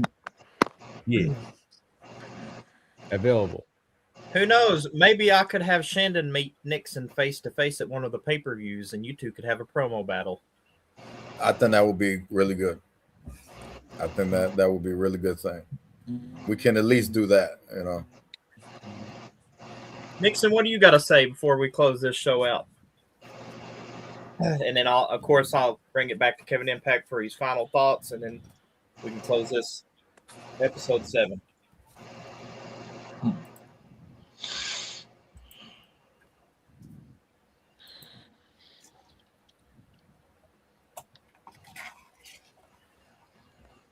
Anything? Did someone turn off his mic? Hey, Nixon, are you with us? Earth I'm to here. Nixon. Okay. He didn't hear you, CJ.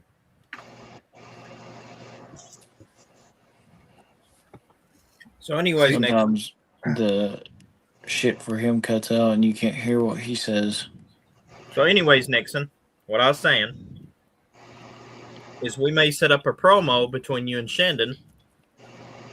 What do you got to say to Shandon before I turn it over to Kevin Impact for his final closing moments on the podcast? You got the last saying on this before it goes back to Impact.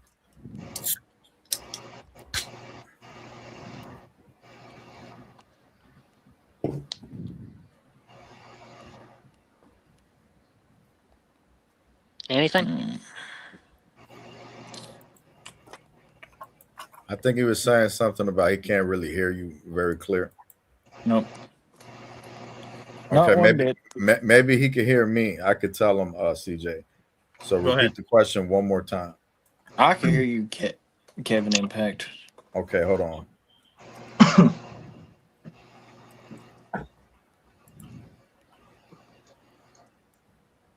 Or maybe you could just ask him in the chat. Okay, can you hear me now? Can you hear him, Nixon? No. He can't hear you, CJ. Maybe he tried to rejoin, maybe fix it. Yeah, maybe if you rejoin. But we're about to close the show out, man. Okay. Can you hear me now, Nixon? No, like leaves the entire thing, the site, then rejoin on the site. Let me also say that to CJ that there's been times I've done this and certain people couldn't hear me. So this is normal with StreamYard. This happens sometimes. It's a glitch. So what you would have to do, Nixon, try leaving this call and join it back to see if it fixes it.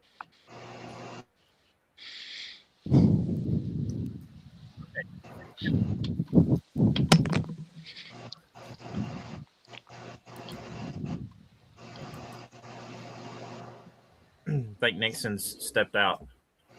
Yeah, he stepped out. I told him. He'll be back. So his shit could refresh. Mhm. And we want to appreciate everybody that tuned in, including the elephant in the room who's made a brief appearance like The Undertaker at WrestleMania. And everybody here, make sure you smash the like button. We're going to keep bringing you some more fire. Yep, there he is. Nixon is back. Working now. Okay, Nixon, can you hear me? Yep, I hear you, Taco Tits. All right, all right, La Fufu. I am not Ryan Storm, so you can't give me that shit. Go fuck off. But anyways, going back to this, you got anything to say to Shandon when we put this promo segment together before I turn it over to Kevin Impact for the final closing moments? Do I got anything left to say to him? Well, I mean, they're asking you, what do you think about you and him in the promo on television? You guys are champions. I think it would be a good idea. My advice, I think you should do it, but you the boss man, you know? I'm going to roll with it. But Nixon, what do you think about it? Well, I could do it promo, no doubt about it. Yeah, very good idea. Mr. JTV World Champion, just keep that title close because you don't know who's going to fuck you over. Even your own group ain't fucking safe either. Ooh. Always have eyes in the back of your fucking head or someone's going to stick that knife so far in your back, you wouldn't even know who did You it. have to change this time not to say ass. That's a good You have point. to switch his vocabulary. And you're still an asshole, so. I mean, you are a coward. I'm So a you're not- coward. And you're still a bitch. You so- are you're not important to my list. It'll Yeah, be a you're waste to not even be on the important to same anything television, in the my same frame history. as you. I'd rather be You're with like a somebody shit that stand has in the the back of nuts. someone's underwear. This man love his shit talking, man. Why What not? can you do? Kevin Impact, the floor's all yours. Just good talk buddy. with no actions, right? So manly. That's it. That's all you gotta say. That's the best thing that Nixon can say. Any more ass comments? Any boot to the ass comment? You want to repeat things over and over? You're not talented. left. You're not a veteran. To say something more important? Exactly. Keep it quiet. What happened to CJ? He's here. In the back. He's the host. Yeah. Kevin Impact's last words now. Final thoughts and closing. On what? This has been fucking mayhem, chaos. Y'all almost got us canceled. This has been some fucked up shit. Y'all just going crazy this episode. What are my final thoughts? You know, I'm Jerry Springer and shit. Like, you already know, man. Smash that like button. We out here doing it for the culture. Got a lot of, whether we love each other, hate each other, it's a lot of talented individuals here in this call, legends and shit, and all kinds of stuff going on. You know what I mean? Just make sure y'all don't get shot going out the studio. You know what I mean? What up? What's he Probably good thing talking I wore a bulletproof vest under my damn shirt today. Good for me. Smash that like button, folks.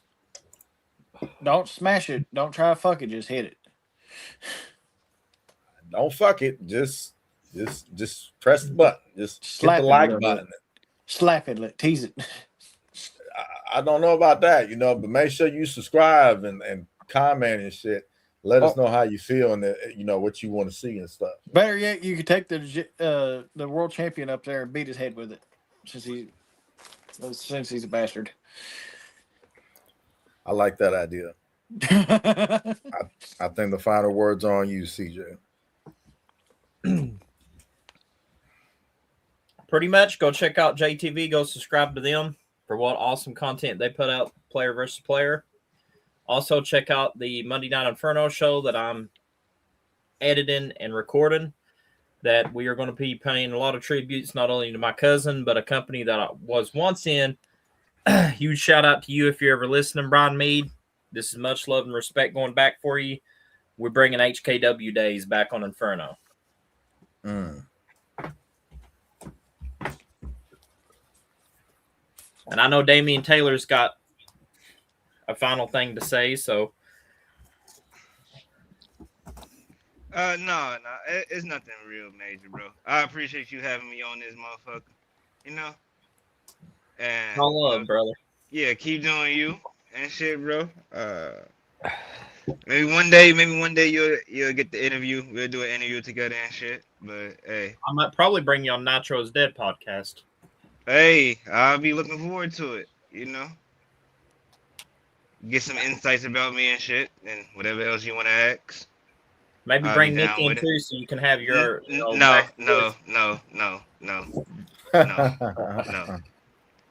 Why do you? No. I don't got it. I don't got enough patience for him. So no. Save that in the ring. Yeah. One day. Yeah. Let my rage go into the ring. You know, I don't want to get you canceled, CJ. I don't want to get you canceled.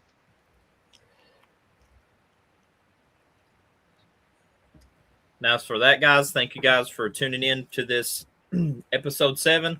Like I said, guys, support JTV, support TNA, and all the other companies that we work together to make Call positive, fun, and more entertaining than those negative Nancys out there or cancerous Karens. And we will see you on the next one. Hell yeah. Much love. Not bad.